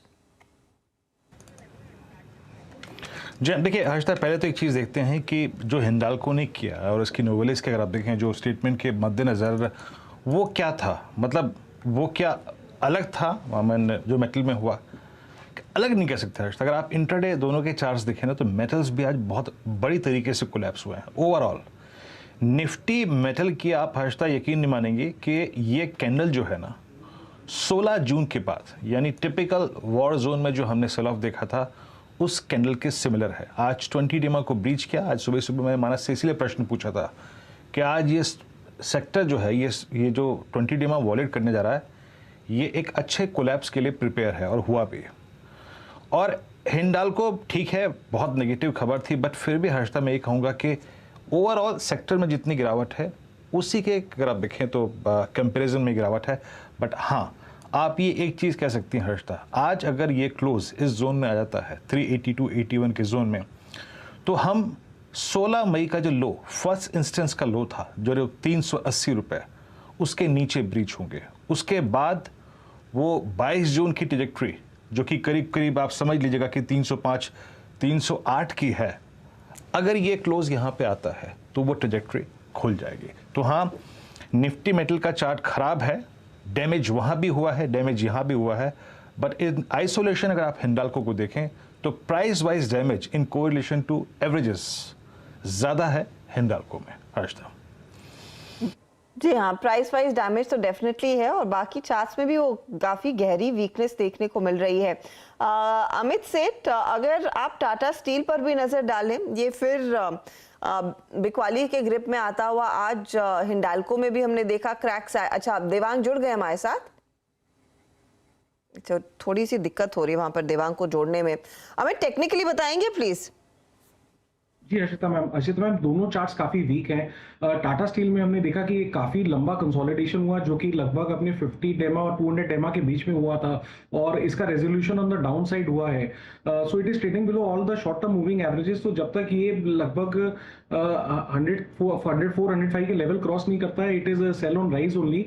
वॉल्यूम्स भी काफी अच्छे ऑन द डाउन साइड। तो structure both Hindalco and Tata steel का वीक है। इसमें हमें ऑन राइज सेल करना चाहिए। टाटा स्टील में अगर जिस हिसाब से बिकवाली है, मुझे लगता है कि आने वाले दिनों में 95-96 के लेवल्स भी पॉसिबल हैं। तो ये फिलहाल आपके लिए एक स्थिति, पता नहीं, देवांग से बात हो नहीं रही है। शरद, आई एम श्योर आपने भी देखा ये हिंडाल्को का मूव आज, ये कितना सीरियस मैटर रह सकता है हिंडाल्को के लिए अगर नोवेलिस का एक बड़ा क्लाइंट अपना ग्रोथ आउटलुक और वॉल्यूम आउटलुक घटा रहा है? मुझे लगता है ये सारी चीजें वैल्यूएशन में ऑलरेडी बिल्ट इन है और जहां तक यूएस और यूरोपियन क्लाइंट्स और नोवेलिस के ज्यादातर डेवलप्ड मार्केट्स में क्लाइंट हैं, ग्लोबली क्लाइंट्स हैं, तो वहां पे ये जो चैलेंज आना है वो तो अक्रॉस द बोर्ड, वहां जो नर्वसनेस है ऑन बुक प्रोबेबल रिसेशन की और इसका डर कि फेड कहीं ओवरबोर्ड न जाए, तो वो सेंटिमेंट में obviously across the board play कर रहा है। इसलिए आपको आईटी कंपनीज में ये नर्वसनेस उनकी कमेंट्री में सबसे पहले दिखाई दी। बट मुझे लगता है ये थोड़ा ओवरडन है और वैल्यूएशन में लगभग ये सारी चीजें डिस्काउंटेड है। अब हम ज्यादातर इन मेटल कंपनीज के लिए एक्सपेक्ट कर रहे हैं कि अगले साल 2 साल फ्लैट टू नेगेटिव अर्निंग्स ही रहेगी और वैल्यूएशन उसको डिस्काउंट कर रहे हैं। तो मैं बहुत ज्यादा इसमें रीड नहीं करना चाहूंगा। एक आध दिन का नीजक रिएक्शन आ सकता है, बट उसके बियॉन्ड मुझे नहीं लगता कि बहुत ज्यादा कोई मटेरियल नेगेटिव मूवमेंट आएगा इन स्टॉक्स में। ओके, आप कह रहे हैं इस पे ज्यादा तवज्जो नहीं दिया जाए। इस बीच देवांग हमारे साथ जुड़ गए। देवांग, आपकी अप्रोच हिंडाल्को या फिर बाकी मेटल कंपनियों पर इस समय क्या रहेगी? Good afternoon, thank you for having me on the show. Basically we remain positive on Hindalco and other metal counters. इसमें क्या है कि ग्लोबली जो इंटरेस्ट रेट बढ़ रहे हैं प्लस जो डॉलर स्ट्रेंथ हो रही है, इसलिए अभी थोड़ा प्रेशर आएगा मेटल स्टॉक्स में। तो गोइंग फॉरवर्ड उन लोग का सेकंड हाफ काफी स्ट्रांग आने वाला है। सेकेंड हाफ में डिमांड भी रिकवर करेगा पोस्ट द मानसून सीजन, सो उनके प्राइसिंग और मार्जिन दोनों में ये सबसे बेनिफिट आएगा। और आप देखेंगे तो वैसे स्टील में कोकिंग कोल के कॉस्ट भी नीचे जा रहे हैं और डोमेस्टिकली जो प्लेयर्स हैं उनको कोल का भी access without of because of hardwood linkage of coal India, तो उनका भी कॉस्टिंग कम होगा, तो इनके लिए सेकेंड हाफ काफी पॉजिटिव रहेगा and that's why we remain positive on all metal counters including Hindalco and Tata steel which are our top bat.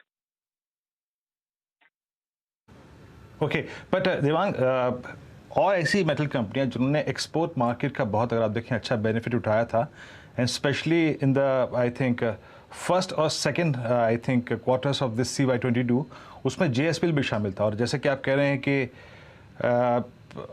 Down the line 6 month अगर आप देखें चीज़ें अच्छी रहेंगी, हम अप्रॉक्सीमेटली अगर आप देखें 200 यानी करीब करीब 22 से 23% का रिट्रेसमेंट JSPL में दिख रहे हैं हायर लेवल से।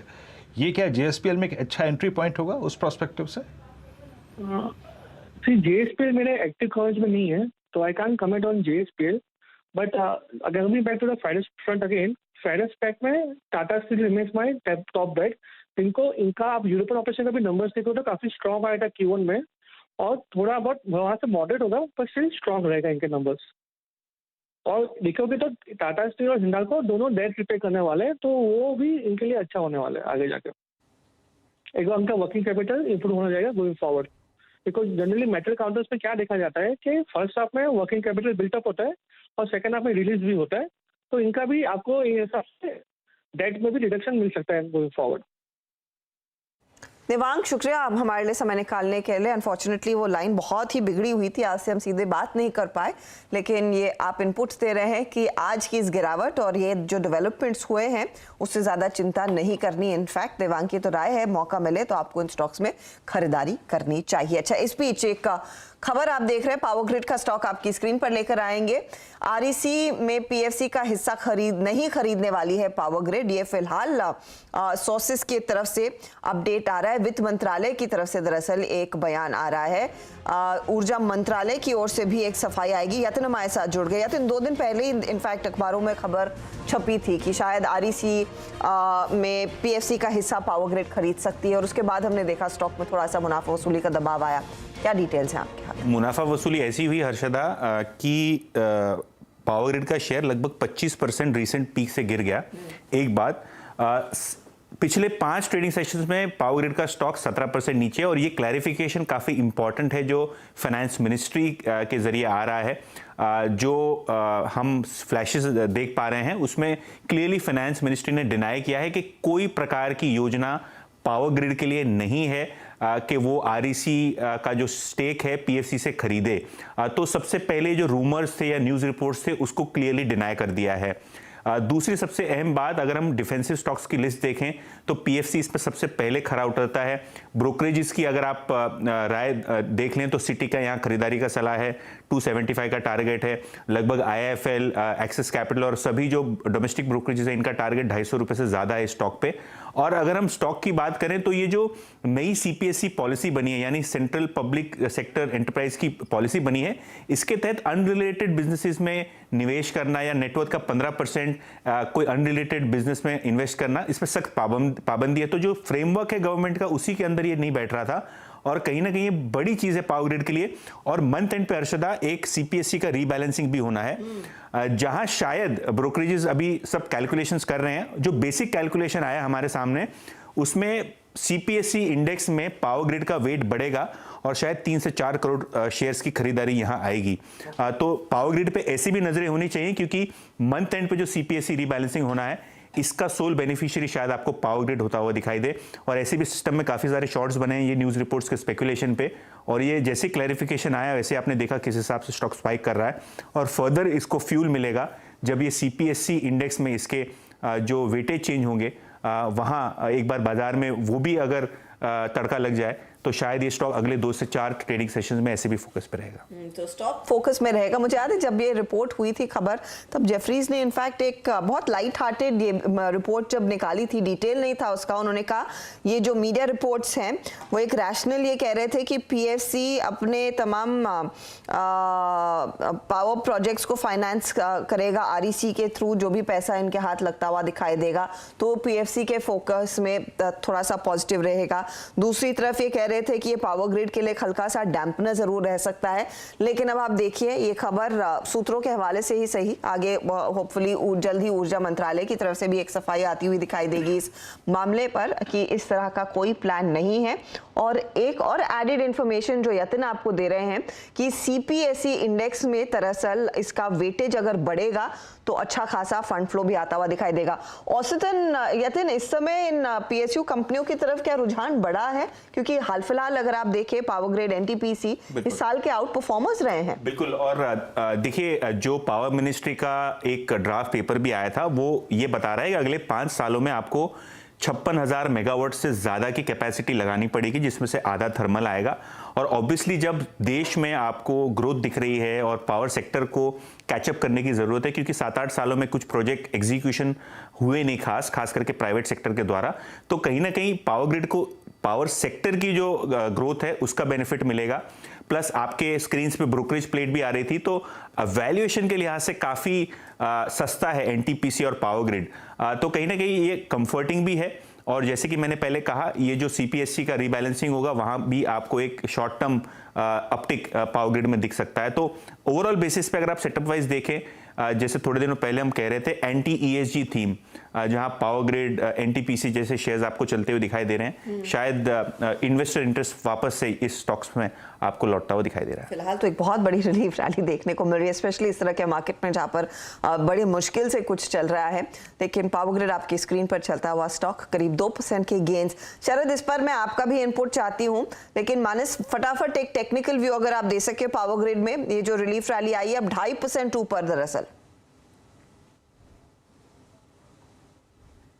जो बाउंस बैक देखने को मिला, अभी मैं नहीं समझता कि इस बाउंस बैक पे आपको एग्रेसिव होकर लॉन्ग ट्रेड लेना चाहिए। थोड़ा इंतजार करिए। मेरे हिसाब से अगर आपके पास लॉन्ग पोजीशन था और अगर आपको लॉस कम हो रहा है या तो लॉस नहीं हो रहा है, तो एक बार एग्जिट करने की कोशिश करिए। अभी खरीदारी करने की राय नहीं रहेगी, खरीदारी करने की राय केवल 2 से 16 रुपए के ऊपर रहेगी। के ऊपर ही खरीदना चाहिए ये स्टॉक, इस समय नहीं।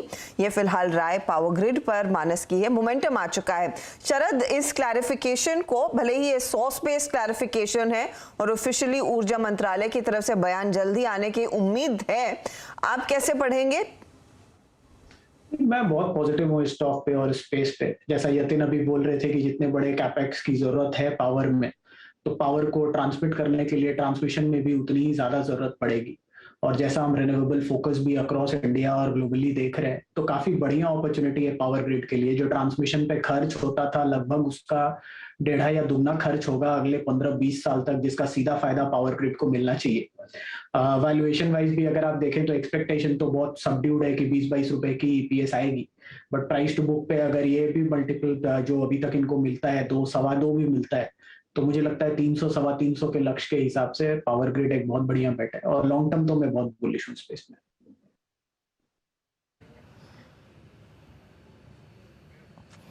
जी, पावर ग्रिड आपकी स्क्रीन पे 207 की ट्रेजेक्टरी में आके ट्रेड करता हुआ, और एक बहुत स्ट्रॉन्ग व्यू है आपका इस स्टॉक पे, पावर ग्रिड पर। मीनवेल अगर आप देखें, और कुछ स्टॉक्स जो कि इस वक्त डे हाई की ट्रेजेक्टरी में आके ट्रेड कर रहे हैं, डायरेक्टर साहब एक बार उन स्टॉक्स की कैटेगरी को रखिए जिसे कहते हैं baking the trend. I mean बाजार कुछ कर रहा है और एग्जैक्टली वो कुछ और कर रहे हैं। इस क्रम में डॉक्टर लाल पैथलैब को प्लीज़ एक बार लिख आइएगा। डायग्नोस्टिक स्टॉक्स पर हर्षदा और मैंने, अगर आप देखें, लास्ट सेशन में भी बात की थी और आज भी इनफैक्ट एक बार बात कर लेते हैं। डॉक्टर लाल पैथलैब आपकी स्क्रीन पर आएगा और 2572 पे इस वक्त एग्जैक्टली मैंने इस पॉइंट को इसलिए रेज किया क्योंकि ये इसका 3rd कंसेक्यूटिव स्ट्राइक है to 200 day exponential moving average. एक बार प्लीज कैंडलस्टिक चार्ट रखिएगा स्क्रीन पे, और रखिएगा कम से कम नहीं तो 1 महीने का टाइम फ्रेम का। फर्स्ट अटेम्प्ट था 26 अगस्त को, सक्सीड नहीं हुआ। उसके बाद 9 सितंबर को, डायरेक्टर साहब प्लीज महीने भर का चार्ट रखिए कैंडलस्टिक्स पे। यस, थोड़ा सा अपडाउट करिएगा। 9 सितंबर को सेकेंड अटेम्प्ट सक्सीड नहीं हुआ, और आज ये 3rd अटेम्प्ट है 26 सितंबर को और it's a top OI gainer in derivatives long side पे। और ये जो थर्ड स्ट्राइक हो रहा है 18 जनवरी 2022 के बाद पहली बार। अमित जरा एक बार अपना व्यू दीजिएगा। दरअसल सन फार्मा, सिप्ला, डॉक्टर लाल पैथलैब, मेट्रोपोलिस और इनफैक्ट ये पूरा का पूरा IT, ये एक काफ़ी एक स्ट्रॉन्ग इंडिकेशन है हल्का सा डिफेंसिव की तरफ बाजार के झुकाव का। बट आज का अगर ये क्लोज आता है 2576 पर, तो आपका प्राइस आउटलुक डॉक्टर लाल पर क्या है हायर लेवल्स पे? वीरेन जी काफी पॉजिटिव स्ट्रक्चर है, स्पेशली अगर हम वीकली स्ट्रक्चर इसका देखें तो वीकली में हमें लगभग इसमें एक फ्लैग पैटर्न का ब्रेकआउट नजर आ रहा है। डेली स्ट्रक्चर में जैसे कि आपने कहा इसका ये थर्ड अटेम्प्ट है और पिछले 2 दिन से हम इसमें वॉल्यूम अपडेट काफी अच्छा देख रहे हैं, तो मुझे लगता है कि थर्ड टाइम ये नॉक कर रहा है 200 डेमा को, इस बार प्रोबेबिलिटी ऑफ सक्सेस बढ़ जाती है क्योंकि पिछले 2 दिनों से वॉल्यूम काफी अच्छा है। अगर 3.5 बजे तक ये 200 डेमा के ऊपर क्लोज होता है तो डेफिनेटली काफी बुलिश रहेगा। लॉन्ग पोजीशंस बनानी चाहिए। स्टॉप लॉस छोटा सा रखूंगा 2540 का, and then maybe we can see a larger move towards 2600 2650 के आसपास 1 से 2 दिनों में। बहुत स्ट्रॉन्ग क्लोजिंग की तरफ बढ़ता हुआ स्टॉक और पावर ग्रिड जिसका जिक्र कुछ देर पहले दिन कर रहे थे, खबर बातचीत हो रही थी और हाउस व्यूज आपको दिखाया गया। Look at power grid now, I mean heading towards day high. ये देखिए 208.55 डे हाई पे जाता हुआ टिक बाई टिक चार्ट्स में देखें, ये रिफ्लेक्शन काफ़ी स्ट्रॉन्ग है। इस बीच कुछ स्टॉक ऑप्शंस जो कि इस वक्त डे हाई पे फ्लोट कर रहे हैं, DLF की पुट्स डे हाई पर ट्रेड करते हुए, अभी जैसे कि 2 बजे हर्षदा ने आपको बखूबी समझाया था कि रेट सेंसिटिव्स जो हैं वो कोलैप्स कर रहे हैं आज, और ये 5 सेशन का जो डैमेज था DLF का, ये पोस्ट अप्रैल सबसे हार्ड डैमेज था। विकास जी आपका व्यू 355.30 पर क्या है? आज मेरे ख्याल से DLF जो था वो नीरज जी की टीम में शॉर्ट साइड पे था भी, 4% का बहुत स्ट्रॉन्ग स्विंग दिया इसने। विकास यहाँ पे कोई इस अब अगले 3-4 सेशन के लिए पुट सिक्योर करनी चाहिए क्या? क्योंकि ये क्लोज होगा 12 जुलाई के बाद 200 डे एक्सपोनेंशियल मूविंग एवरेज के नीचे। आपका व्यू? जी अगर देखो तो 360 के नीचे अगर DLF का चार्ट देखो तो मुझे लगता है यहाँ पे वीक साइन कर रहा है। यहाँ पे जो प्रेशर है और बिल्ड होते देखने मिलेगा। नीचे में 342-45 के आसपास की रेंज जो इसमें ओपन होते देखने मिल सकती है। तो ओवरऑल यहाँ पे जो सेटअप है अभी भी नेगेटिव साइड में, और व्यू मेरा कॉशियस ही रहेगा। जब तक ये 362 के ऊपर नहीं आता है तब तक मुझे नहीं लगता इसमें पॉजिटिव साइड एक बाउंस बैक देखने मिल सकता। थोड़े बहुत बाउंस बैक देखने मिला तो भी वो 360 के आसपास वापस इसमें सेलिंग प्रेशर बिल्ड होते हुए देखने मिल सकता है।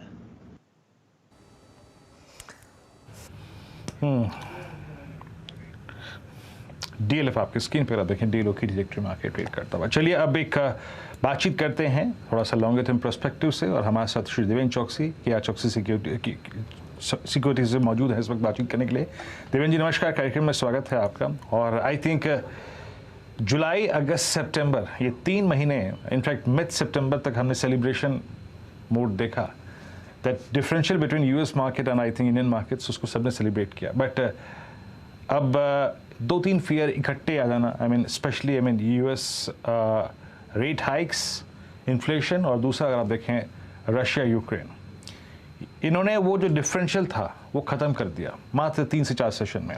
सर आपको लग क्या रहा है, यहाँ से जा किस तरफ रहे हैं, कितना डाउन साइड अभी आप देख रहे हैं मार्केट्स में? Good afternoon. जो हिसाब से आई थिंक रुपये की वैल्यू में एक थोड़ा फॉल आया है, उसके साथ में एक चीज जुड़ी हुई है कि ग्लोबल ट्रेडर्स, इन्वेस्टर्स है, उनके फंड्स मार्केट में से विड्रॉ हो रहे हैं एंड होंगे शायद थोड़े आगे के समय के अंदर भी, क्योंकि जैसे रुपये की वैल्यू में फॉल आता है तो सबसे पहला डेंट उनके पोर्टफोलियो रिटर्न्स के ऊपर आता है, तो वहां पे उनको एक स्वाभाविक बनता है कि वहां पे वो फॉल के साथ में अपने एग्जिट ले मार्केट के अंदर। मगर दूसरी तरफ देखें तो आई थिंक जो पॉजिटिव कारण इमर्ज हुए हैं उसके अंदर क्रूड के दाम घटने के साथ में कमोडिटी के दाम घटना, पर्टिकुलर इंडस्ट्रियल कमोडिटी के दाम घटना, मेटल कमोडिटीज के दाम घट रहे हैं, और उसके साथ साथ आई थिंक एग्री कमोडिटीज के दाम घट रहे हैं। तो ये तीनों चीज पॉजिटिव डायरेक्शन में जा रही है। उसके सामने जो नेगेटिव डायरेक्शन में जो चीज गई है वो रुपये का घटना, और साथ में फेड का जो रेट का बढ़ना, I think which was actually expected. So I think ये चीज के ऊपर हम देखें तो मेरा ऐसा मानना है कि करंट मार्केट का जो फॉल है वो ज्यादातर टेक्निकल फॉल है, फंडामेंटल्स मार्केट के इतने जल्दी अफेक्ट नहीं होंगे and in the country according to me India market के फंडामेंटल रिलेटिवली स्ट्रांग रहेंगे, क्योंकि एक तरफ अच्छे मॉनसून के बाद क्रेडिट ग्रोथ रेट अच्छा बन रहा है from the domestic sector, agricultural output अच्छा होने के साथ में I think that is positive. दूसरी तरफ गवर्नमेंट के जो इंफ्रास्ट्रक्चर प्रोजेक्ट्स के अंदर जो स्पेंडिंग है उसके साथ में इंडस्ट्री के पास ऑर्डर बुक काफी मजबूत है, तो वहां पे भी आई थिंक एक तरफ हम अच्छी ग्रोथ देखने जा रहे हैं। और दूसरी तरफ देखें तो करीबन 1 लाख करोड़ के ऊपर का इन्वेस्टमेंट पीएलआई स्कीम के अंदर आ रहा है, तो ओवरऑल इंफ्रास्ट्रक्चर और पीएलआई के इन्वेस्टमेंट के साथ में इंडस्ट्री का ग्रोथ जुड़ा हुआ है। तो मैं ऐसा मानता हूँ कि इंडिया के अर्निंग के अंदर करीब अगले 3 साल का अर्निंग आउटलुक 20% के आसपास क्यूमुलेटिव एवरेज ग्रोथ के साथ में बढ़ सकता है। तो all in all put together मैं मानता हूँ कि टेक्निकल फॉल है मार्केट के अंदर, maybe I think this could be I think a buying opportunity at lower levels in select stocks at least. जी हम चलिए, तो देवेंद्र जी अगर आप देखेंगे मोटे तौर पे आपका आउटलुक था बाजार पर और एग्जैक्टली अप्रोच क्या रखनी चाहिए आपको। अच्छा, एक सर विषय था इनफैक्ट आज जो हिंडाल्को का कोलैप्स है और नोवेलिस के अगर आप देखें जो बिगेस्ट क्लाइंट है बॉल कॉर्पोरेशन ने जो स्टेटमेंट दिया उसके मद्देनजर सर मेटल्स पे क्या करना चाहिए? अभी भी अगर आप देखें मेटल्स पे आप आई थिंक CY21 की इनिशियली किसी ने इन्वेस्टमेंट किया था या फिर मिड में भी किया था, इस मेटल जर्नी में पैसा बना के बैठा है सर। नोवेलिस का और इनफैक्ट बॉल कॉर्पोरेशन का अगर आप देखें तो ये जो फ्रेश व्यू आज मेटल्स को परेशान कर रहा है, हिंडाल्को को परेशान कर रहा है, आप इसे कैसे रीड कर रहे हैं? Your take on metals right now. So I think my viewpoint is very simple here. If the crude commodity prices comes down, तो मेटल के दाम घटेंगे और नियर टर्म के अंदर उसके अंदर पेन शायद रह सकता है, बट मैं ऐसा मान के चलता हूँ कि जो डेल्टा है वो डेल्टा पॉजिटिव रहेगा, बिकॉज क्रूड के दाम घटने के साथ में जो एनर्जी कॉस्ट के दाम घटते हैं तो उसके ऊपर आई थिंक फिनिश प्रोडक्ट्स के दाम डेफिनेटली घटेंगे, but I think delta positive रहेगा।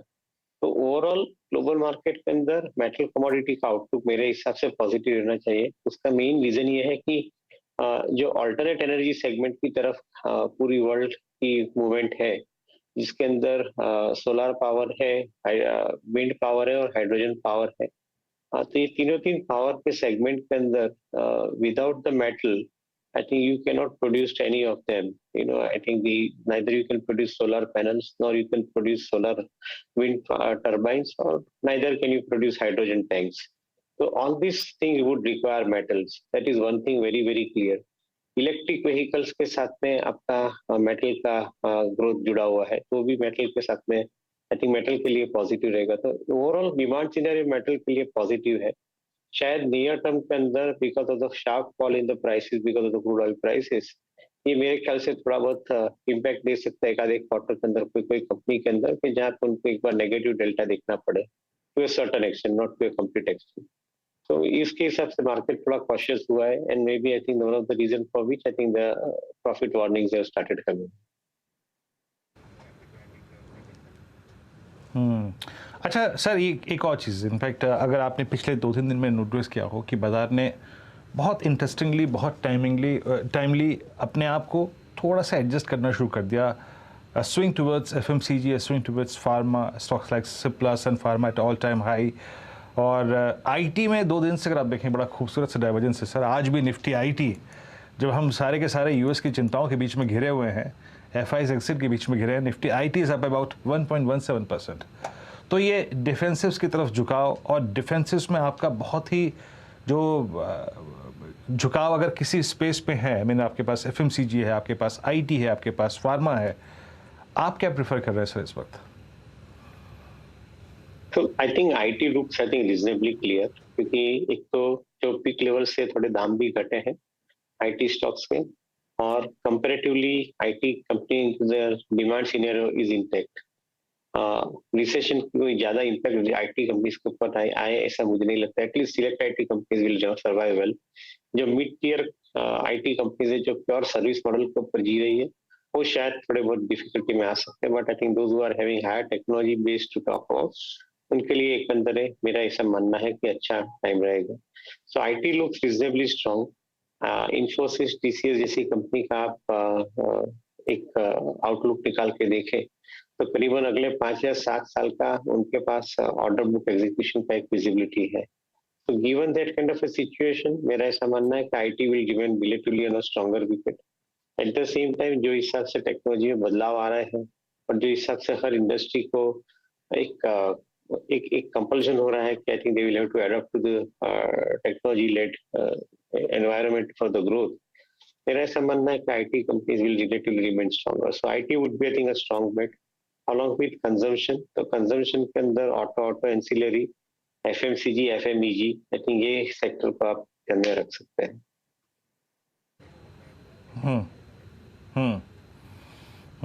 तो ये अगर आप देखें आपका डिफेंसेस में, अगर आप देखें सिलेक्शन का, अगर आप देखें क्राइटेरिया और आई थिंक जो मापदंड हैं आपके, वो आपने हमने सुने. लेकिन देवेंद्र जी, आखिरी प्रश्न पूछूंगा. और ये जो क्रूड का रिट्रेसमेंट है and crude heading towards 81 trajectory जो कि लग रहा है टेक्निकल प्रोजेक्शंस पे, आप इसका एडवांटेज लेने के लिए हमारे व्यूअर्स को राय क्या देंगे? I mean Asian paints, Berger paints, Pidilite, Kansai Nerolac, साथ ही साथ पेंट स्पेस हो गया, एविएशन हो गया, थोड़ा झुकाव क्रूड का एडवांटेज लेने के लिए कहाँ रखेंगे आप इस वक्त? तो क्रूड सस्टेन होता है ये लेवल के ऊपर, तो मेरे ख्याल से I think it will be a very good thing to happen for the global economy. क्योंकि ग्लोबल इकोनॉमी को रिसेशन में से डालने से बचाने के लिए इन्फ्लेशन को कंट्रोल करना जरूर पड़ेगा, और इन्फ्लेशन को कंट्रोल करने के लिए आई थिंक क्रूड के दाम घटने जरूरी बनते हैं. अगर क्रूड के दाम घटते इन्फ्लेशन कंट्रोल में आएगा, इन्फ्लेशन कंट्रोल में आता है तो इंटरेस्ट रेट कंट्रोल में आ जाएंगे. इंटरेस्ट रेट कंट्रोल में आते हैं तो आपको रिसेशन जो थ्रेट है वो थ्रेट भी आई थिंक काफी हद तक सबसाइड हो जाएगी. तो मैं ऐसा मान के चलता हूँ कि जो क्रूड ऑयल के दाम घटे हैं और सस्टेन होते हैं नीचे के लेवल के ऊपर, तो certainly I think the buying opportunity would be there across many sectors के, जहाँ पे आई थिंक और डायरेक्ट और इनडायरेक्ट इम्पैक्ट क्रूड की मिल सकती है. जैसे आपने कंजम्पशन नेम्स बताए पेंट इंडस्ट्रीज के, आई थिंक वहाँ पे पॉसिबल इम्पैक्ट पॉजिटिव रह सकती है. इंडस्ट्रियल नेम्स है केमिकल और फार्मा के अंदर, वहाँ पे भी इम्पैक्ट थोड़ी पॉजिटिव रह सकती है. And overall I think petroleum and refining sector के अंदर दाम घटते हैं तो लॉजिस्टिक मूवमेंट का कॉस्ट घटने के कारण ओवरऑल आई थिंक इंडस्ट्री के लिए बेनिफिट हो सकता है. So it is more important कि क्रूड के दाम सस्टेन हो नीचे के लेवल के ऊपर. सस्टेन और नीचे के लेवल पे रहते हैं, मैं सामान के चलता हूँ क्रूड इकोनॉमी के लिए एक अंदर टाइम अच्छा रहेगा, ऐसा मेरा मानना है. अच्छा देवेंद्र जी, थोड़ा सा अगर आप देखें, अगर गाइड कर पाए, not exactly with technical sense, जिस प्रकार का लास्ट 2 सेशन का एफआईएस का एग्जिट हुआ है, आई मीन 2000-3000 करोड़ रुपए की सेलिंग, स्टॉक फ्यूचर्स 3000 करोड़ का बेचना, 3000 करोड़ रुपए का इंडेक्स फ्यूचर्स बेचना, हैवीली कॉल राइट करना, अगले कुछ सेशंस में आपको लगता है कि ये जो एफआईएस सेलिंग है थोड़ी सी इंटेंस हो सकती है? सो एज अ ट्रेडर और एज अ रिटेल पार्टिसिपेंट थोड़ा सा कॉशियस रहिए. क्या आपको लगता है कि ये आने वाले 10-1 दिन, स्पेशली ये जो closer to expiry and the next first week of the next expiry, थोड़ा पेनफुल हो सकता है क्या एफआईएस के एग्जिट के पर्सपेक्टिव से? सो आई थिंक एक चीज के ऊपर वापस ध्यान देते हैं, करेंसी. एफआई की एग्जिट जो है वो करीबन ETF में से यानी पैसिव फंड्स के अंदर से है, क्योंकि पैसिव फंड्स जो रहते हैं वो ज्यादातर करेंसी के साथ में जुड़े रहते हैं और उनका काम ज्यादातर मार्केट के अंदर ट्रेडिंग का रहता है. अगर करेंसी के अंदर वैल्यू कम होती है तो वो सबसे पहले एग्जिट लेंगे मार्केट के अंदर से. सो मेरा ऐसा मानना है कि if rupee becoming weaker compare to dollar, तो definitely I think this is going to further accelerate. But जितना जोर से घटेगा उतना ही जल्दी स्टेबिलाईज होगा और बाद में आई थिंक रिकवरी भी इतनी शार्प आ सकती है, क्योंकि एक रीजन ऐसा है कि fundamental of dollar is very very weak. Unfortunately, even with the weak fundamental of dollar, still I think dollar as a currency I think gaining strength. और डॉलर करेंसी मजबूत होने के कारण आई थिंक दूसरी currency जैसे रूपी जैसी currency week हो रही है. तो ये टेक्निकल रीजन ज्यादा है फंडामेंटल की जगह पे. मेरा ऐसा मानना है कि I think if this kind of environment, I think लंबे समय के लिए वो एनवायरनमेंट सस्टेन नहीं होता है. As a result of which I think whenever I think you get this kind of an abnormal situation happening, वहां पे एफआई एक बार पैसा निकालता है तो पैसा निकालने के बाद वापिस वो लाता भी है इतनी जोर से. मैं ऐसा मानता हूँ कि I think if the downfall in the rupee gets arrested, you will see return of money coming in from the FI side. But before that domestic investor should buy I think at a lower level, because उनके लिए एक सुहाना मौका है. ये समय के अंदर investment करने के लिए, क्योंकि FIs are existing but they are giving it price which is much more affordable than it was earlier as far as individual stocks are concern. तो देवेंद्र जी बहुत बहुत शुक्रिया, आप इस कार्यक्रम में शामिल हुए। सभी सेक्टर्स पे, रुपी पे, FIs पे, डिफेंसिव स्पेस पे, मेटल्स पे और मार्केट से बातचीत करने के लिए, अपनी राय रखने के लिए बहुत बहुत शुक्रिया। मार्केट से एक बार फिर से आप देखिए डेलो की ट्रैजेक्टरी की तरफ जाते हुए 17,007 पुल बैक मिड सेशन में आया था। निफ्टी IT ने एक पुल बैक को स्पॉन्सर किया था, बट अंतिम दौर में आते आते आई थिंक वो जो इंटरडे थोड़े बहुत लॉन्ग्स होंगे या फिर इसकी ट्रेडर्स होंगे वो शायद एग्जिट ही कर गए, या फिर हायर लेवल्स करीब करीब जैसे ही 17,200 की ट्रैजेक्टरी मिली, अगेन शॉर्ट ओपन होने की अपॉर्चुनिटी मिली और मार्केट्स नाउ एट डे लो 16,992 और वो जो अनफिनिश बिजनेस है Nifty at the rate 200 day exponential moving average 16,882 that looks more possible now, वो आने की पॉसिबिलिटी बहुत बहुत ज़्यादा लग रही है। अब एक काम करते हैं, ज़रा डाउ फ्यूचर्स को देखते हैं। एक बार डाउ फ्यूचर्स दिखाइए, पिछले 20 मिनटों की ट्रैजेक्टरी इसकी क्या रही। अगर आप डाउ फ्यूचर्स को देखिए, पेन में तो अभी भी है ये करीब करीब 139 अंक नीचे, तो डाउ फ्यूचर्स में कोई भी किसी प्रकार की अगर आप देखिए रिकवरी नहीं है। खैर, हमारा जो सेगमेंट है आखिरी मिड कैप फंड, शरद अवस्थी जी के सौजन्य से अगर आप देखें ट्रेड आएगा। शरद बताइए क्या पिक कर रहे हैं आप? जो स्टॉक अब मैं पिक कर रहा हूँ वो है बायोकॉन। स्टॉक में लगातार काफी करेक्शन देखने को मिली है, लेकिन कंपनी ने जिस तरीके से बायोसिमिलर स्पेस में अपनी पकड़ बनाई है, मुझे लगता है लॉन्ग टर्म के लिए काफी बढ़िया बेट होनी चाहिए। जो सेरम इंस्टीट्यूट के संग इनका टाई अप है उससे काफी 100 मिलियन डोजेस सालाना लगभग अगले 15 साल तक आएंगे, तो उससे एक स्टेबिलिटी आएगी इनके रेवेन्यूज में, जहां हम उम्मीद कर रहे हैं कि $3 से $4 प्रति डोज की एवरेज रियलाइजेशन होनी चाहिए। और इसके अलावा जो बायोसिमिलर्स का फॉरवर्ड लॉन्च प्रोफाइल भी है वो भी काफी अग्रेसिव है। अभी 5 से 6 प्रोडक्ट्स हैं जिनका ऑप्टिमाइजेशन होना बाकी है। आने वाले 3 से 4 सालों में हम ये उम्मीद कर रहे हैं कि 8 से 9 नए प्रोडक्ट्स और वहां पे लॉन्च होंगे, जिनकी मार्केट साइज कुछ प्रोडक्ट्स की काफी बड़ी है, तो उसका फायदा कंपनी को मिलना चाहिए। जिन वैल्यूएशंस पे कंपनी अभी ट्रेड कर रही है वो हिस्टोरिकली जो भी मल्टीपल्स कंपनी को मिले हैं उसके कंपैरिजन में सबसे कम है, क्योंकि जो रिसेंट एक्विजिशन है उसका डेट ओवरहैंग है। बट हम ये मान रहे हैं कि ग्रेजुअली जैसे जैसे ये नई लॉन्चेस में से रेवेन्यू आना चालू होता है, FY24 में अर्निंग्स करीब 22 से 24 रुपए के आसपास आनी चाहिए, और कंपनी को आसानी से 20 से 25 के मल्टीपल तो आसानी से मिलने चाहिए। तो मुझे लगता है 500 से 550 तक के लक्ष्य के लिए बायोकॉन एक काफी बढ़िया लॉन्ग टर्म बेट है। ओके, बायोकॉन आपका प्रेफर्ड मिड कैप कैंडिडेट है और इस पर बाय की अप्रोच रखनी है, शरद जी का व्यू है ये। 16,992 निफ्टी और बैंक निफ्टी अगर आप देखें 38,550 डीलों की ट्रैजेक्टरी पे। बैंक निफ्टी आज 50 डे एक्सपोनेंशियल मूविंग एवरेज के नीचे क्लोज होने की तैयारी करता हुआ और निफ्टी मीनिंगफुली अब बढ़ता हुआ अपने 200 डे एक्सपोनेंशियल मूविंग एवरेज की तरफ। मीनवाइल कुछ हैवी वेट्स को लेके आइए। लेट्स ब्रिंग रिलायंस आपकी स्क्रीन पर। रिलायंस डीलों की ट्रैजेक्टरी मार्केट ट्रेड करता हुआ एंड इट्स 2376 और रिलायंस याद रखिए, देखिए जो भी मैं बात करूंगा यहाँ पर उसको एक टेक्निकल पिक्चर में मैं बांध के बात करूंगा। कोई प्राइस आउटलुक नहीं है यहाँ पे, no shorting, no long sense, और इस चैनल का स्वामित्व प्रबंधन जो है वो रिलायंस इंडस्ट्रीज होल्ड करते हैं। मैं सिर्फ निफ्टी के पर्सपेक्टिव से बात करता हूँ। क्या कर सकता है रिलायंस निफ्टी की स्ट्रेंथ या फिर वीकनेस के लिए? मानस पोस्ट 17 मार्च CY22 ये आई थिंक सबसे लोवेस्ट ट्रैजेक्टरी की तरफ बढ़ता हुआ, ऑल्दो अभी वो वॉलेट नहीं हुआ है। रिलायंस पे आपका आउटलुक क्या लेवल क्रिटिकल रहेगा? देखिए, मार्केट के साथ डेफिनेटली यहाँ पर वीकनेस देखने को मिली है और अब बहुत ही क्रिटिकल पॉइंट के आसपास आ रहा है। अगर ये 2370 या 2365 के नीचे निकला तो यहाँ पर गिरावट बढ़ने के चांसेस ज्यादा है और शायद उस केस में आपको 2175 तक के स्तर देखने को मिल जाएंगे। कॉशियस रहना चाहिए, अभी फिलहाल के लिए खरीदारी नहीं करनी, और अगर आपके पास लॉन्ग पोजीशन है तो स्टॉप लॉस लगा के रखिए 2360 के नीचे। महाराज ने लिखा था इनफैक्ट रिलायंस आपकी स्क्रीन पे डेलो की ट्रैजेक्टरी मार्केट ट्रेड करता हुआ, और इस बीच एक दो स्टॉक्स और लेके आइए जो डेलो पर ट्रेड कर रहे हैं। ITC आज यहाँ पे लॉन्ग ट्रेडर का कन्विक्शन जो था वो थोड़ा सा ब्रीच हुआ। Ajit 333 ITC it's 20 day exponential moving average. एक बार समझदारी का काम क्या रहेगा, अपने लॉन्ग्स को स्क्वायर ऑफ कर ले यहाँ पे, या फिर आपको लगता है कि नहीं अभी थोड़ा सा लेवल वो बाकी है जो प्रोटेक्ट कर सकता है इसके अपसाइड को?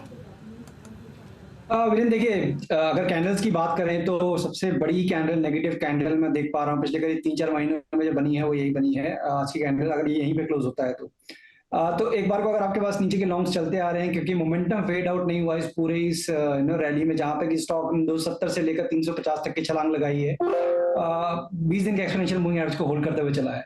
तो कोई खामियाजा नहीं है। जिस तरीके से मार्केट सिनेरियो है, मेरे हिसाब से आपको दोबारा से एक एंट्री का मौका मिल सकता है करीब 315-310 के जोन में। तो एक बार आप चाहे यहाँ पे बुक कर सकते हैं, अदरवाइज 330 का एक स्टॉप लॉस मेंटेन करें। अगर उसके नीचे ओपन होता है नेक्स्ट सेशन में, तब भी आपको एग्जिट करना है, और रिबाउंड के केस में करीब 340-45 का जोन मिलता है तो आप एग्जिट करने के बारे में सोचें। इन शॉर्ट, थोड़ा प्रॉफिट टेकिंग, कंसोलिडेशन का बायस ज्यादा दिखता है आने वाले दिन में। जी हाँ, प्रॉफिट टेकिंग का बायस ज़्यादा लग रहा है। और सुबह जिस स्टॉक पे हमने पहला डिस्कशन किया था हॉट स्टॉक्स में, उसकी कैटेगरी लेके आइए। उसकी जो कैटेगरी थी उसमें HDFC पे सबसे पहले डिस्कशन हुआ था। और ये स्टॉक याद रखिएगा अपने 20 वीक एक्सपोनेंशियल मूविंग एवरेज के नीचे आज इसने जर्नी स्टार्ट करे। सो प्रेशर पॉइंट अगर आप देखें इसमें बहुत ज़्यादा है, और इसका एक मीनिंगफुल पॉइंट नीचे की तरफ आता है, वो है 2220 रुपये के आसपास। और डेली चार्ट्स पे उसका मतलब क्या है, ये वही पॉइंट था जहां से इसका 28 जुलाई को ब्रेकआउट आया था। विकास, आपका व्यू HDFC पर 2307? देखो, मैंने लास्ट वीक में भी CNBC पे शो पे HDFC लिमिटेड शो यहाँ पे सेल कॉल जनरेट किया हुआ था। यहाँ हमें भी लगता है कि नीचे की तरफ 2230 2240 के टारगेट यहाँ पे आते हुए देखने मिल सकते हैं। ऊपर में हमने नोटिस किया है कि 2360 के आसपास अभी एक रेजिस्टेंस फेस होते हुए देखने मिल सकता है। तो ओवरऑल स्टार सेक्टर जो है अभी भी वीक है। डेली चार्ट पे हमने देखा था कि कल लास्ट वीक एक ब्रेकडाउन देखने मिला था, तो नीचे की तरफ फिसलते 2240 2230 के आसपास के टारगेट यहाँ पे बनते हुए देखने मिल सकते हैं।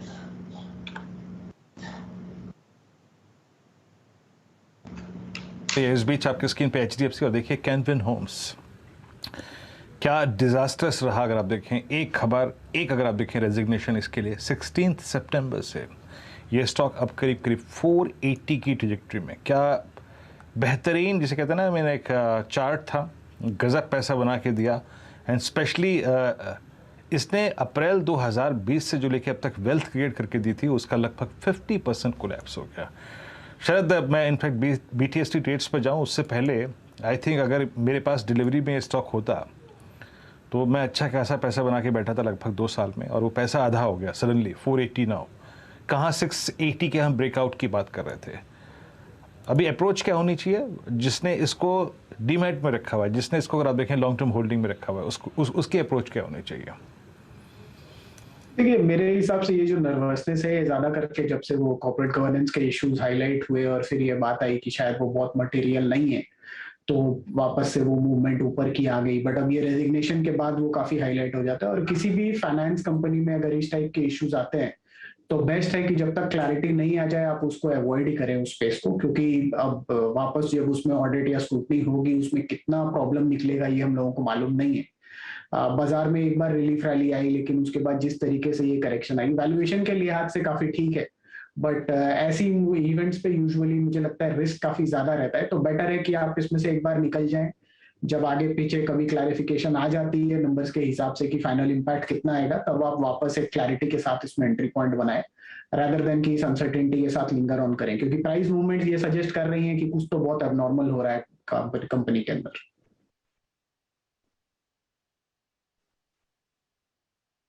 कुछ तो अगर आप देखें तो यहाँ पे थोड़ा सा डाउटफुल है। स्टॉक 478, आपने प्राइस ओपिनियन शरद जी का सुना ही, और मैं एक स्टॉक का जो जिक्र कर रहा था और अमित सेठ जी के साथ जो डिस्कशन हुआ था डॉक्टर लाल पैथलैब, एक बार उसको देखिएगा। 2570 डे हाई की ट्रेजेक्टरी में स्टॉक अच्छा मूव दिया इसने। अब यहाँ से काम करते हैं, BTST का क्रम शुरू करते हैं, लेकिन एक स्टॉक और मार्क कर दूं जिसकी कॉल्स डे हाई पर ट्रेड कर रही हैं। TCS की कॉल्स जो हैं वो डे हाई पर, एंड इट्स 2997। प्रकाश सर, क्या कैरी करेंगे ट्यूसडे मॉर्निंग के लिए इस एनवायरनमेंट में आप? लेना तो नहीं चाहिए मेरे ख्याल से, क्योंकि स्ट्रक्चरली मार्केट वीक है, लेकिन लेना चाहिए मेट्रोपोलिस।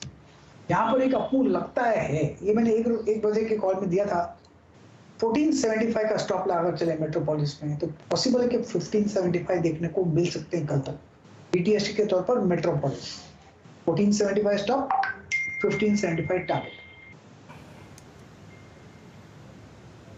बिल्कुल, कर्व यहाँ भी अच्छा है और चार्ट वैसा ही है, मतलब लोअर लेवल से कर्व लेता हुआ ऊपर निकलता हुआ। हालांकि जो लाल पैथलैब का स्टॉक था वो ज़्यादा शार्प है, कहाँ वो 200 डेमा को पार कर रहा है। प्रकाश सर ने थोड़ा सा रिस्क रिवॉर्ड रेशो अच्छा देखते हुए मेट्रोपोलिस को पिक किया and it's a close above 50 day exponential moving average. Previous close strong था बट 50 डेमा के ऊपर नहीं था, बट ये क्लोज जो है उसके ऊपर है। मानस आप क्या कैरी करेंगे? बैंकिंग में वीकनेस अभी भी दिख रही है और बहुत सारे बैंकिंग स्टॉक्स ने फ्रेश ब्रेकडाउन दिए हैं। मैं समझता हूँ कि एक्सिस बैंक ने भी एक बहुत ही इंपॉर्टेंट सपोर्ट ब्रीच किया है डेली चार्ट्स पे, तो अब शायद ये अपने 200 डे मूविंग एवरेज की तरफ जाएगा जो कि 720 रुपए है, लेकिन कैश या फ्यूचर में नहीं है, ऑप्शन के थ्रू इस ट्रेड को लेना चाहिए। माफ करिएगा। तो एक्सिस बैंक का 740 का अक्टूबर का पुट ऑप्शन लेंगे, 26 रुपए के आसपास ट्रेड हो रहा है, वहां पर खरीदारी करेंगे 19 रुपए के स्टॉप लॉस से 42 रुपए के टारगेट के लिए। ओके, एक्सिस बैंक 741 में और करीब 740 का पुट ऑप्शन भी आप रख सकते हैं। और जिस स्टॉक का जिक्र करा था मैं HDFC, उसकी सारी पुट ऑप्शंस जो हैं वो डे हाई पर ट्रेड करती है। विकास, आपका ट्रेड कैरी करने के लिए मंडे मॉर्निंग के लिए, ट्यूसडे मॉर्निंग के लिए? मेरा सेल साइड रहेगा, मुझे ICICI बैंक यहाँ पे सेल देना है। 862 के आसपास ट्रेड कर रहा है, 872 का स्टॉप लॉस यहाँ पे रिकमेंड करूंगा। 840 के आसपास के टारगेट ICICI बैंक में आते हुए देखने मिल सकता है, जो फॉल है वो यहाँ से और भी एक्सटेंड होते हुए देखने मिल सकता है। तो 840 के टारगेट के लिए यहाँ पे ICICI बैंक सेल करके निकलेगा। ICICI बैंक, एक्सिस बैंक आ गया, ICICI बैंक आ गया, मेट्रोपोलिस बाय आ गया। अमित जी, आप क्या कैरी करेंगे ट्यूसडे मॉर्निंग के लिए? बजाज ऑटो में, बजाज ऑटो 200 डेमा के नीचे ट्रेड कर रहा है और आज एक फ्रेश प्राइस वॉल्यूम ब्रेकडाउन है इसमें। 3581 का प्राइस है बजाज ऑटो का, लगभग 3620 रुपए का स्टॉप लॉस रहेगा और टारगेट्स रहेंगे 3520 के। बजाज ऑटो, इसके शॉर्ट के बारे में सुबह बात हुई थी, एग्जैक्टली प्री ओपन में ही बात की थी हमने कि ये एक बहुत ही कमज़ोर ऑटो स्ट्रक्चर है। ऑल्दो जब नवरात्र स्टार्ट होते हैं रीत यही होती है कि हम थोड़ा सा ऑटो को एडवांटेज देते हैं, स्पेशली टू व्हीलर स्पेस को, लेकिन इसमें एक स्ट्रक्चरल ब्रेकडाउन था, एक टिपिकल इन्वर्टेड फ्लैग था और उसका ब्रेकडाउन आज स्क्रीन पे कंफर्म हो गया।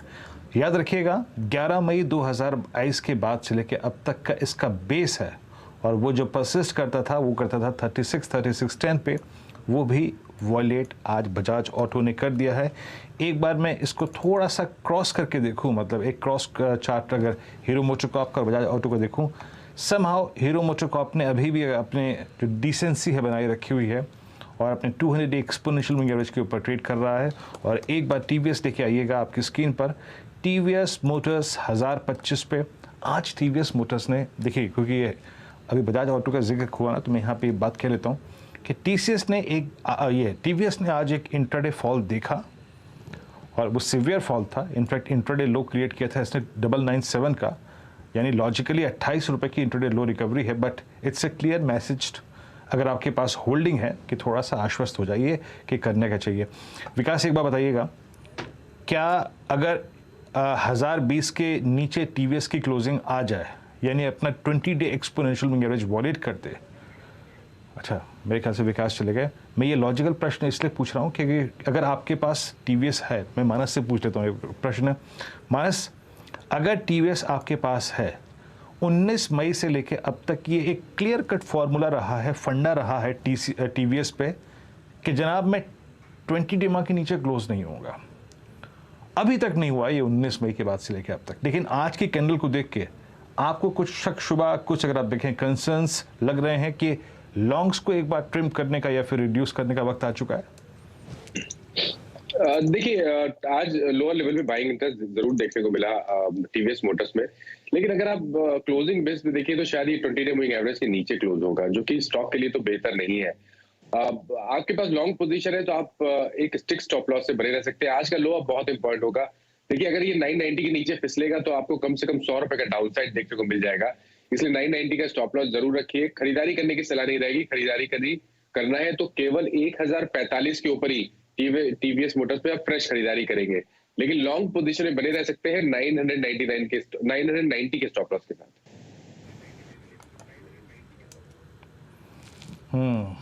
990 के स्टॉप लॉस के साथ बने रही है। अजीत जी, आप क्या कैरी करेंगे ट्यूसडे मॉर्निंग के लिए? वेन देखिए यहाँ पे प्रेशर तो है ही मार्केट में, जिस तरीके से क्लोजिंग हो रही है इंडिकेशन तो ये है कि शायद फॉलो अप आपको डिक्लाइन देखने को मिलेगा। तो जस्ट जहाँ पे वीकनेस है ओएमसी इस बास्केट को अगर आप देखेंगे, चाहे बीपीसीएल हो, आईओसी हो, एचपीसीएल हो, सभी में प्रेशर दिख रहा है। बट एचपीसीएल में मुझे लगता है कि यहाँ पे डिक्लाइन के चांसेस ज्यादा हैं in comparison to the others, और नियर टर्म में करीब 208 207 तक के टारगेट्स आपको देखने को मिल जाएंगे। तो यहाँ पे आप शॉर्ट बना सकते हैं 226 के स्टॉप के साथ। ओके, एचपीसीएल में सेल टुडे बाय टुमारो, ये भी एक सेल ट्रेड है आपकी स्क्रीन पे आता हुआ। बट इंटरेस्टिंग रहा आज निफ्टी आईटी के बिहेवियर। देखिए बीटीएससी ट्रेड्स को हमने पूरा कर लिया और आज सुबह जब हम कर रहे थे मुनाफे की तैयारी, पहला सौदा, बात यही हुई थी जनाब कि निफ्टी आईटी क्या पुलबैक के सर्कमस्टेंसेस जनरेट कर रहा है। परसों की कैंडल, कल की कैंडल में हाई शेडोज वाइल्ड थी, प्राइस ऊपर नहीं टिक रहा था, लेकिन प्राइस कोलैप्स भी नहीं हुआ था। और आज की ये कैंडल थोड़ी सी इंटरेस्टिंग है, थोड़ी सी इंटरेस्टिंग तो है। तो जो बाजार ने झुकाव अपना पहले एफएमसीजी की तरफ रखा, फिर सर्टेन फार्मास की तरफ रखा, अब डायग्नोस्टिक स्टॉक की तरफ रखा हुआ है। और फिलहाल को देखा आपने, थोड़ा सा इंटरेस्ट बाजार ने अपना आईडी में भी दिखाया है, and specially TCS frontline IT में। याद रखिएगा टीसीएस का एक क्लोज अच्छा है, बहुत इम्प्रेसिव नहीं है, बट अगर आप देखिए फिर भी ठीक है। और इन्फोसिस को देखिए आपकी स्क्रीन पे, करीब 1382 पे पॉज है, आप कह सकते हैं, not exactly a pull back, it's a pause. जो फॉलिंग ट्रेंड था वो पॉज है। एक दो स्टॉक्स और मार्क कर लेता हूँ, फिर अगर आप देखें आपको क्लोजिंग के स्टैट्स दिखाऊंगा जो कि थोड़े से रिस्की होते जा रहे हैं। और आपको याद होगा जब हर्षदा ने सुबह सुबह स्टॉक्स इन न्यूज़ में लास्ट वीक पहली बार वो जो अदानी के प्लेज स्टॉक्स का जो खबर पड़ी थी, उसके बाद जो हमने डिस्कशन किया था कि प्लीज़ अगर आप अंबुजा पे लॉन्ग हैं as a trader, not exactly के इन्वेस्टर, तो अपना एक रिस्की जोन जो है वो डिटरमाइन कर लीजिए जिसके नीचे आपको लॉन्ग नहीं रहना है। और वो लॉन्ग था करीब 510 520 ऑन द अंबुजा सीमेंट्स, और एसीसी पे वो करीब लेवल था, समझ लीजिएगा कि 2520 2550, वो सारे जोन वॉलेट हो गए। मानस, आपके अनुसार ये दोनों स्टॉक्स की अब जो ट्रेजेक्ट्री है नेक्स्ट वो क्या है, किस तरफ जा रहे हैं ये स्टॉक्स? देखिए, जहाँ तक बात एसीसी की है, एसीसी ने भी 20 डे मूविंग एवरेज ब्रीच किए हैं। एक सपोर्ट था 2450 का, उसको ब्रीच किया। तो आप उम्मीद कर सकते हैं कि 200 डे मूविंग एवरेज की तरफ जाने की कोशिश करेगा, जो कि 2250 के आसपास है। बट अगर आप ट्रेडर है तो आप करंट लेवल पे शॉर्ट कर रहे हैं तो 2420 के स्टॉप लॉस से शॉर्ट करिए। पहला टारगेट 2290 का रहेगा। लेकिन अंबुजा में मैं समझता हूँ कि आज का जो ब्रेकडाउन है वो ज्यादा सिग्निफिकेंट है। अंबुजा में अगर आप 60 मिनट चार्ट लगाएंगे तो वहां पर आपको हेड एंड शोल्डर पैटर्न का ब्रेकडाउन दिखेगा। हालांकि अभी तक 20 डे मूविंग एवरेज ब्रीच नहीं किया, लेकिन पैटर्न वीक है, इसलिए यहाँ पर भी बिकवाली करने की राय रहेगी। करंट लेवल से बिकवाली करिए 535 के स्टॉप लॉस से, और अब आपको टारगेट 475 के देखने को मिल सकते हैं। अमित, अदानी पोर्ट्स ने भी अपना 20 से लेके 50 डेमा तक का जो सफर है वो within no time, I mean in a single candle cover कर लिया। आपको क्या लगता है नेक्स्ट ट्रैजेक्टरी इसकी, अदानी पोर्ट्स की? काफी वीक स्ट्रक्चर है जिस हिसाब से आज का कैंडल का साइज है। मुझे लगता है कि आने वाले दिनों में वीरेंद्र जी इसमें सेलिंग बढ़ेगी, बिकॉज कैंडल का अगर साइज देखें तो काफी momentum on the down side है। 50 डेमा सपोर्ट हमारा 850 के आसपास आता है, वो अगर ब्रेक हो जाता है तो आई थिंक एक एक्सटेंडेड सेलिंग हो जाएगी। तो एक बार लॉन्ग के लिए अवॉइड करना चाहिए इसे। नहीं, लॉन्ग के लिए तो मैं प्रश्न नहीं पूछ रहा हूँ आपसे अमित जी, बिल्कुल सही कहा आपने, वीक है, इट्स अ वीक स्ट्रक्चर। मैं ये सोच रहा था कि अगर कोई शॉर्ट हो तो वो क्या करे, या फिर कोई किसी का लॉन्ग है तो वो उसको क्या करना चाहिए। लेकिन अब चलिए फाइनली क्लोजिंग स्टैट्स पे आते हैं, और क्लोजिंग स्टैट्स क्या कह रहे हैं उसको देखने की कोशिश करते हैं। अगर आप सेक्टोरियल रुझान देखें तो टॉप ओआई गेनर याद रखिएगा 2 आज रहे। एक था पावर स्पेस जिसमें 21% ओआई बिल्डअप हुआ। पावर ग्रिड में याद रखिएगा लोअर लेवल से बाइंग थी, ह्यूज ओआई एडिशंस थे, एनटीपीसी में शॉर्टिंग, आईएक्स में शॉर्टिंग, टूरेंट पावर में आज शॉर्टिंग थी, विजिबल थी। और बैंक निफ्टी में आज जाएं तो जनाब यहाँ पे सूरत हाल काफ़ी नाजुक थे। आज सबसे बड़ी शॉर्टिंग हुई स्टेट बैंक ऑफ इंडिया में, आई मीन प्राइस डैमेज 1.4% हुआ, but OI additions super huge 18%। उसके बाद HDFC bank 19%, bank of Baroda 16.6%, IndusInd bank 15.3% और ICICI बैंक 16.6%। तो बहुत सीवियर प्राइस डैमेज आज बैंकिंग में हुआ और उसके पीछे काफ़ी सीवियर ओआईरेशंस भी थे। फिर आते हैं अगर हम FMCG बास्केट में, आज यहाँ पे ओआईरेशंस देखिए सुपर वाइल्ड। ब्रिटानिया में 48.3, एक सेकेंड ब्रिटानिया को जरा देखते हैं जनाब, ब्रिटानिया ने क्या किया आज आपकी स्क्रीन पर। ओपनिंग कमज़ोर हुई थी करीब 3787 और क्लोज उतना ख़राब नहीं है। ओआईरेशंस काफ़ी स्ट्रॉन्ग हुए हैं। ठीक है, इस पॉइंट को मैं कल रेज करूंगा जब हम ओपनिंग में स्टॉक्स को या फिर हॉट स्टॉक्स को मार्क कर रहे होंगे। सीमेंट में प्राइस डैमेज काफ़ी हुआ, Grasim, then UltraTech cement, Shree cement और इनफैक्ट डालमिया भारत सीमेंट, यहाँ पे काफ़ी प्राइस डैमेज था, काफ़ी शॉर्टिंग हुई है। और साथ ही साथ रियल्टी स्पेस याद रखिएगा, आज इंडियन होटल्स टूटा, ओबरा रियल्टी करीब 7.4% ओआईरेशंस, काफ़ी ज़्यादा। और उसके बाद DLF में 12.4% and it's a close below 200 exponential moving average. और साथ ही साथ गोदरेज प्रॉपर्टीज़ में करीब 12% का ओआईरेशन हुआ। ये एक और ऐसा स्टॉक जहाँ पे चार्ट्स जो थे वो पहले ही जून जुलाई अगस्त में काफ़ी डैमेज हो चुके थे।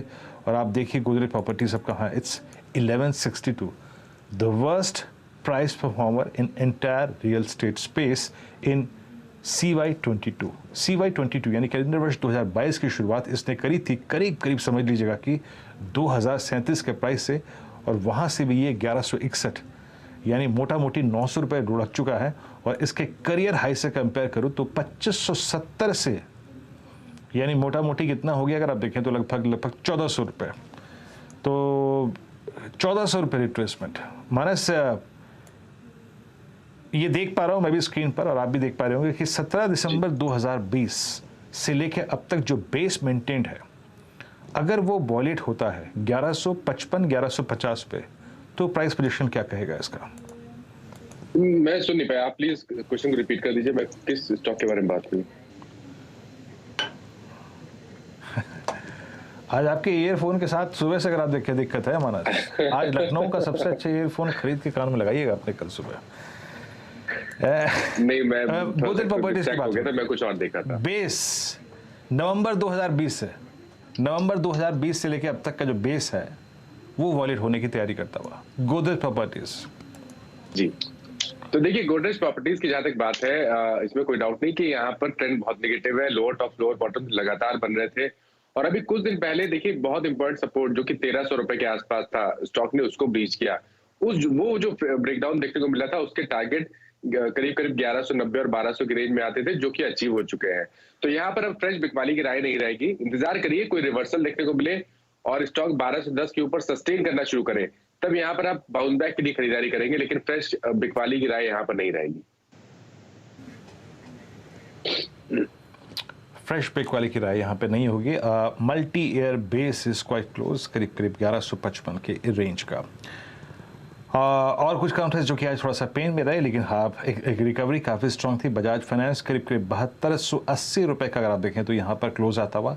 हालांकि एक समय जो लो था इसका करीब 7130 का था, तो काफ़ी शॉर्टिंग यहाँ पे हुई थी, लेकिन इंट्राडे में काफ़ी अच्छी खासी रिकवरी हुई। और पेनफुल स्टॉक्स की कैटेगरी में जिन स्टॉक्स को मैं यहाँ पे प्लेस कर सकता हूँ जहाँ पे आज काफ़ी शॉर्टिंग हुई है, उसमें एक बार आप लेके आइएगा टाटा मोटर्स, टाटा केमिकल। प्रकाश से जरा जाते जाते बस एक last possible stock Tata chemical. I think सबसे ज़्यादा शॉर्टिंग यहाँ केमिकल स्पेस में हुई और 1061 पे ये क्लोज है। और सर ये जो 10 अगस्त से लेकर अब तक पूरी रेंज मेंटेन थी ना, उसके लो को वॉलेट करने की तैयारी करता हुआ। आपका सर प्राइस आउटलुक इस स्टॉक पे? एक्चुअली 1100 को वायलेट कर लिया, यहाँ पर स्ट्रॉन्ग सपोर्ट जोन था टाटा केमिकल, अब ट्रेड करा है 1060 में। मुझे लगता है बेच देना चाहिए अब भी एसटीबीटी के तौर पर। पॉसिबल है कि 1000 का जोन देखने को मिल सकते हैं, वहां पर सपोर्ट हो सकता है, लॉजिकल हो सकता है 950 है, लेकिन 1000 एक सवाल की जाना चाहिए और स्टॉप होगा 1080 का। बस टाटा केमिकल बेच देना चाहिए। टाटा केमिकल सेल, यानी कल के जब हम शॉर्ट ट्रेड के प्रोस्पेक्टिव से जब बात कर रहे होंगे तो एक बार फिर से टाटा केमिकल का जिक्र ज़रूर करेंगे। कुछ स्टॉक्स जिनके सहारे हमने इस बहुत स्ट्रॉन्ग अप ट्रेंड की अगर आप देखें बुनियाद रखी थी, वो कोलैप्स होते हुए। इसमें टाटा केमिकल, नॉट एग्जैक्टली मैं इंडेक्स की बात नहीं कर रहा हूँ, जो मोमेंटम था पूरे बाजार का, Tata chemical, SRF, UPL, Bajaj finance, Adani ports, Adani enterprises, ACC, Ambuja, अगर आप अगस्त और सितंबर के फर्स्ट हाफ की प्राइस रीडिंग देखते होते हमारी रोज की, तो शायद इन्हीं स्टॉक्स का जिक्र करते थे हम। खैर थोड़ा निराश कर गया ये आई थिंक मंडे, ऑल्दो अगर आप एक शॉर्ट प्लेयर थे और आपने शुक्रवार को शॉर्ट कवर की या फिर पुट अगर आप देखें कवर की थी तो पुट ली थी, तो डेफिनेटली आपके लिए एक ब्यूटीफुल सेशन था। लेकिन फिर कहूँगा कि हमेशा शॉर्ट के साथ थोड़ा तर्कसंगत रहिए। और आज निफ्टी ने मोस्ट प्रॉब्ली अपने 200 एक्सपोनेंशियल मूविंग एवरेज को छूने की ट्रैजेक्टरी को छूने की कोशिश करी, रह गया अभी, बट आई थिंक अभी वो एक अनफिनिश्ड बिजनेस है जो कि कल और सवेरे, कल या फिर परसों में पूरा हो जाएगा। निफ्टी बैंक आज 50-डे एक्सपोनेंशियल मूविंग एवरेज के आसपास क्लोज होने की तैयारी करता हुआ, और इन सब में अगर आप देखें जो एक गणित और जो एक पेंच फंस रहा था और इंटरेस्टिंग था, वो था निफ्टी IT का, इंटरेस्टिंग और क्रिटिकल, और आई थिंक थोड़ा सा अगर आप देखें चेहरे पे मुस्कुराहट लेके आने वाला pull back, but still it's a bad close. 17,018 Nifty, मतलब 2 सेशन में आप समझ लीजिए जनाब कि ये बाजार कहाँ से कहाँ आ गया। 17,623 से यानी लगभग 650 अंकों का retracement, and more specially in bank Nifty लगभग 3 सेशन में ये करीब 41,023 से 38,658, यानी मोटा मोटी अगर आप देखें तो करीब 2,500 पॉइंट का रिट्रेसमेंट इन बैंक निफ्टी। आज के कल्प्रिट्स कौन कौन से थे आपकी स्क्रीन पे लेके आऊंगा, जहां पर अगर आप देखें प्राइस डैमेज काफ़ी हुआ, उसमें जिसमें शॉर्टिंग काफ़ी हुई, उसमें RBL, India cements, Hind copper, PEL, AU small finance bank, Jindal steel और टाटा केमिकल और JNFC, Obra realty, Adani ports, Hindalco, BEL, M&M finance जैसे कुछ स्टॉक शामिल थे। मारुति में प्राइस डैमेज हुआ, काफ़ी सीवियर था। मारुति जो कि अपने करियर की हाईएस्ट ट्रैजेक्टरी की तरफ एक बार फिर से घूमने लगा था, वो काफ़ी पेन में रहा। बाकी टाटा मोटर्स सबसे painful stock, Hindalco, Maruti, Eicher Motors, और उसके बाद Tata steel, ITC, ONGC, JSW steel, Bajaj auto, और इनफैक्ट हिंडाल्को की अगर आप देखें तो आई थिंक इनफैक्ट नोवेलिस और उनके क्लाइंट का जो अगर आप देखें व्यू आया, उसने बाजार को पूरा का पूरा इनफैक्ट मेटल्स का जो मूड था बिगाड़ दिया। केमिकल स्पेस पे UPL, देन एक्सिस बैंक, कोल इंडिया, NTPC अगर आप देखें आज वीक रहे। बट इंटरेस्टिंग क्या था, आपकी स्क्रीन पे टॉप जो हरी पट्टी है उसमें HCL टेक्नोलॉजीज, ये हमने क्लोजिंग में ट्रेड लिया, ऑल्दो वो ट्रेड अच्छा था, बट उसके बाद कोलैप्स हुआ। इन्फोसिस, एशियन पेंट्स, क्रूड का एक strong advantage, Divi's lab, TCS, Tata consumer, UltraTech cement और विप्रो, ये कुछ स्टॉक्स रहे जो कि आज बेहद ही खराब बाजार में हरे निशान में बंद होने में कामयाब रहे। निफ्टी एट 170 मार्केट शट, और करीब अगर आप देखें आज के सेशन में नुकसान रहा फीसदी के लिहाज से 1.72%, निफ्टी IT में गेन रहा 0.67% का, और निफ्टी बैंक लगभग 2.23%।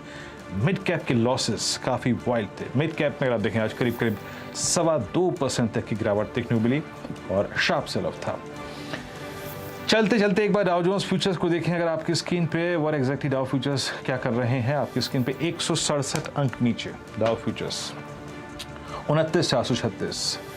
आज आशीष की टीम में, नीरज जी की टीम में स्टॉक्स नहीं याद रखिएगा, डाउ फ्यूचर्स करीब 225 अंक नीचे है इस वक्त, लगभग 3/4% नीचे। आशीष की टीम और नीरज जी की टीम स्क्रीन पे आएगी। आशीष ने क्या पिक किया, नीरज जी ने क्या पिक किया। टीम में अगर आप देखें पूरी तरीके से लालिमा छाया भी थी। Brigade enterprises 5%, Obra realty 5%, Bajaj finance करीब 3.25% का, एक्सिस बैंक लगभग 3.25% का स्विंग।